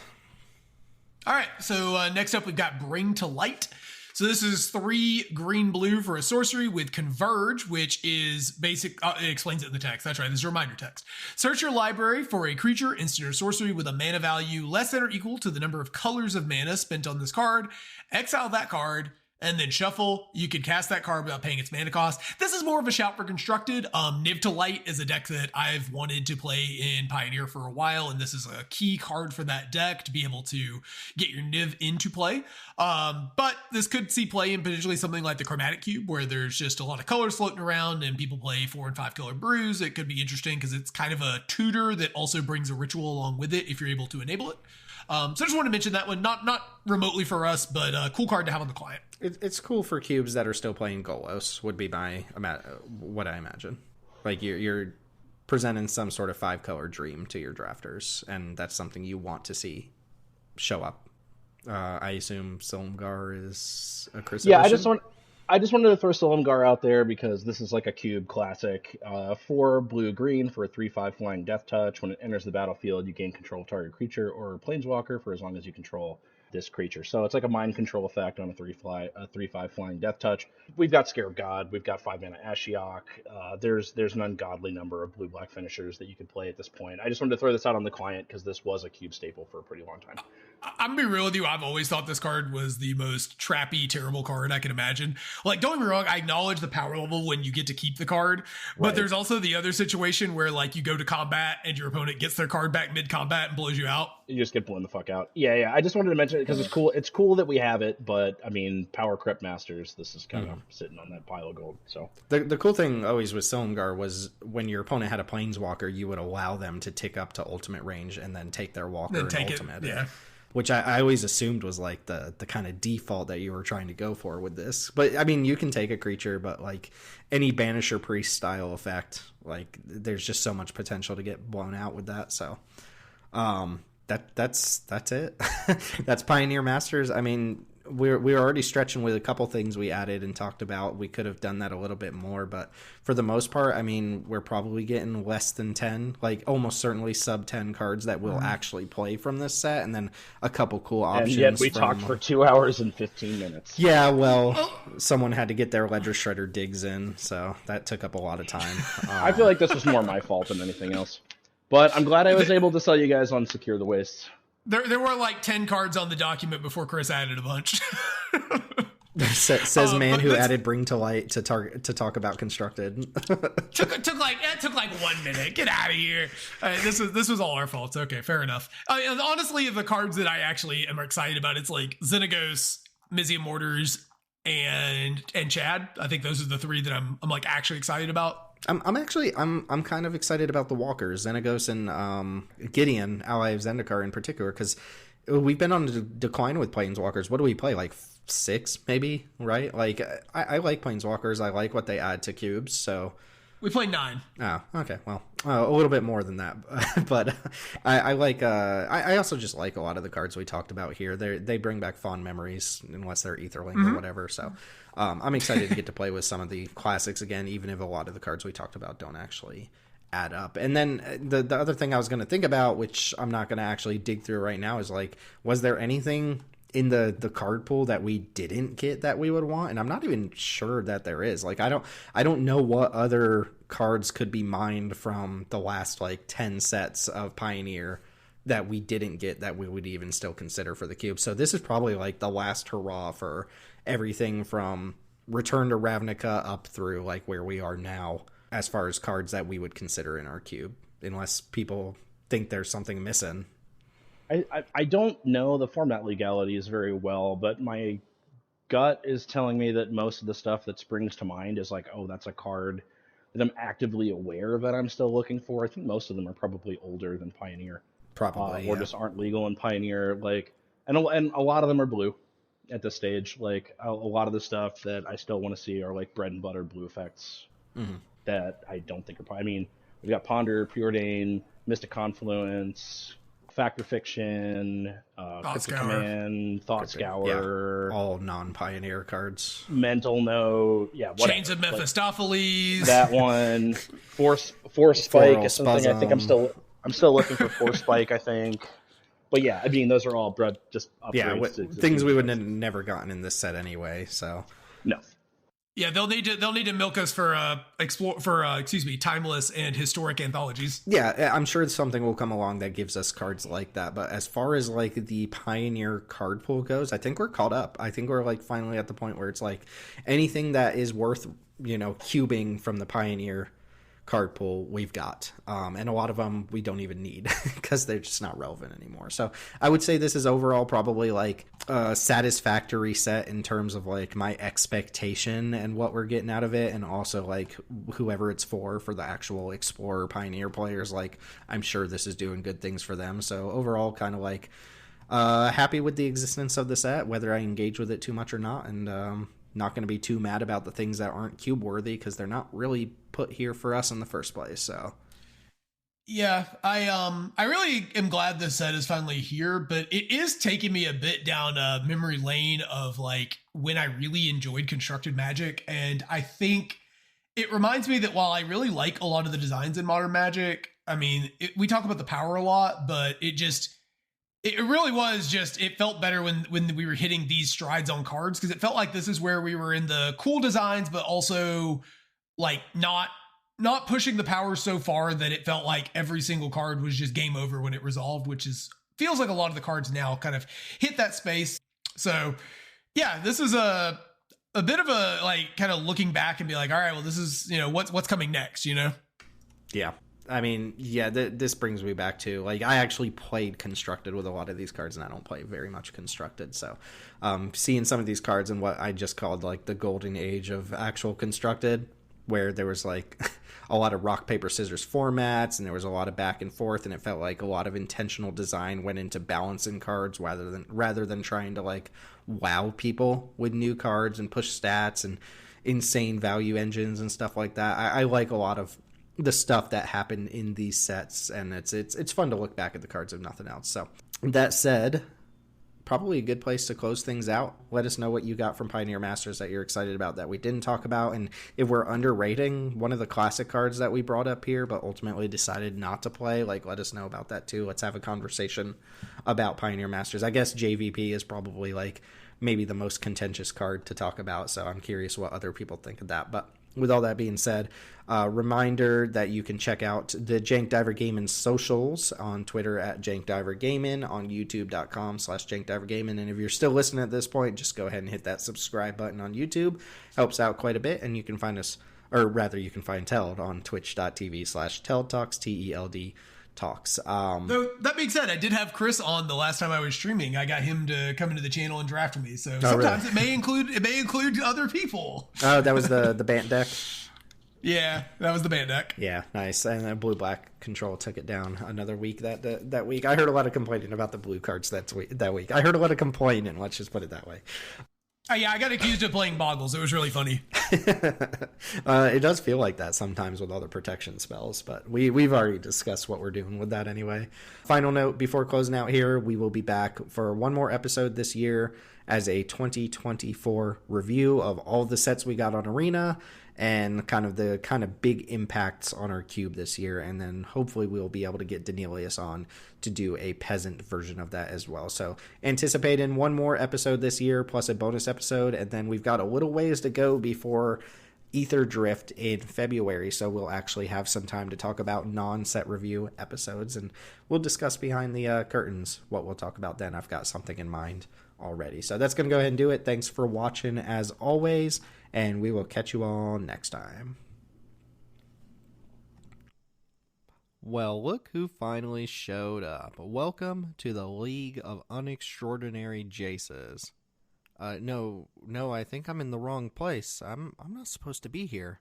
No, I think you're exactly where you're supposed to be. This is where all Jaces go when they're no longer playable. But I don't understand. I'm Jace the Mind Sculptor. You know, Callblade, banned in Modern. I'm practically the only reason Eternal Masters sold at all. Yeah, we know who you are, dude. We're Jaces too. Look, the sooner you accept that you're just not played anymore, the sooner you can settle in here. But what about Vintage Cube? Oh man, that's good. Have you seen Minsk and Boo? Yeah, not a chance, buddy. Hey, look, I'll introduce you to all the other Jaces here and get you acquainted. I'm Jace Balerin, Jace Prime, if you will, one of the original Lorwyn 5, if you catch my drift. Well, how did you get here? Oh, come on, man. No one's playing group hug cards in the 2020s. Honestly, I bit the bullet long before then. I'll show up in a commander pod every now and then, but I'm pretty much lost to time at this point. Happens to the best of us. Power creep and all, you know. Sure. So you're next in line, and I mean, kudos to you. The famous JTMS held up for quite a while. Thanks, I guess. Sure. All right, next up we've got Jace Memory Adept. He's a mill guy, not a lot of depth to him. Wait, wasn't he just reprinted in Pioneer Masters? I mean, yeah, as a bonus sheet card. Not even good enough for the main set, poor sap. Next in line is RTR Jace, the Architect of Thought. You actually remind me a lot of him. Nice card advantage and disruption, but not enough to stand up against power creep. Oh, what about that one? I don't remember ever seeing him before. Oh, that guy. Oh, hello, stranger. I'm Jace the Living Guild Pact from M15. No, you shut up. You shut up right now, Living Guild Pact. I'm not playing with you today. Get back in there or so help me. Yes, sir. Sorry, sir. Geez, that was a little harsh, wasn't it? What did he even do? Not a damn thing, that's what. He doesn't even draw cards for Niv Mizzet's sake. Anyway, sorry for the outburst. Let's move on. Oh yeah, over here we've got the baby of the pack, Jace Vryn's Prodigy, or maybe you know him as Jace Telepath Unbound. Oh yeah, Flip Jace, the other $100 standard card. Yeah, I know him. Little Jace really did us proud around here. You know, it wasn't until recently that all of the new looters pushed him out. I mean, have you seen that Malcolm fella? Hey man, fuck Malcolm. Yeah, screw you, Malcolm. Stupid bird man. Forest counters are dumb. I hope you get bolted on turn 2, Malcolm. That's right, you tell him, boys. Oh, look who we've got here. Jace, Unraveler of Mysteries. Oh, cool. You know what? I always wanted to meet you. Since you're here, can I ask you a question? How come your +1 ability didn't use the investigate mechanic? Seems like it would have been a perfect flavor win. Sorry, but that must remain a mystery. Now buzz off, Mind Sculptor. Okay, geez, what's his problem? Oh, he's just mad because he's an Obnixilis clone. Don't worry about him. Anyway, that over there is Jace, Cunning Castaway. Wow, nice pecs. Right, nothing special as far as Planeswalkers go, but he kind of makes me want to take my shirt off, if you know what I mean. I don't... Wait, who are those two? Those aren't Jace's, are they? Oh yeah, they sure are. You're telling me you've never encountered Jace Ingenious Mind Mage and Jace Arcane Strategist? What are those, alchemy cards or something?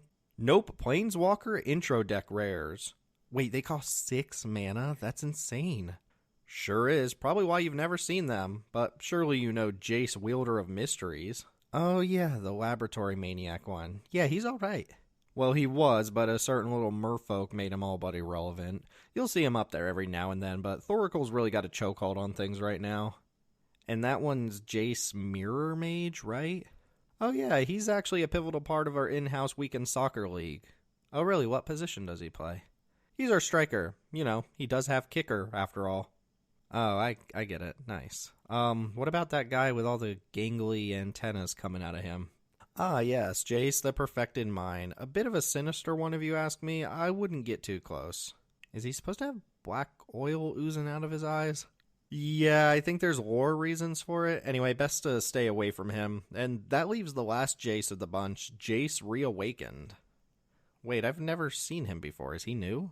Kinda. He pretty much just started out in the League of Unextraordinary Jaces and hasn't ever really left. I see. Well, I guess that's it, huh? Just kind of stuck here seeing no real constructed or casual play, right? I mean, what do you all do for fun around here?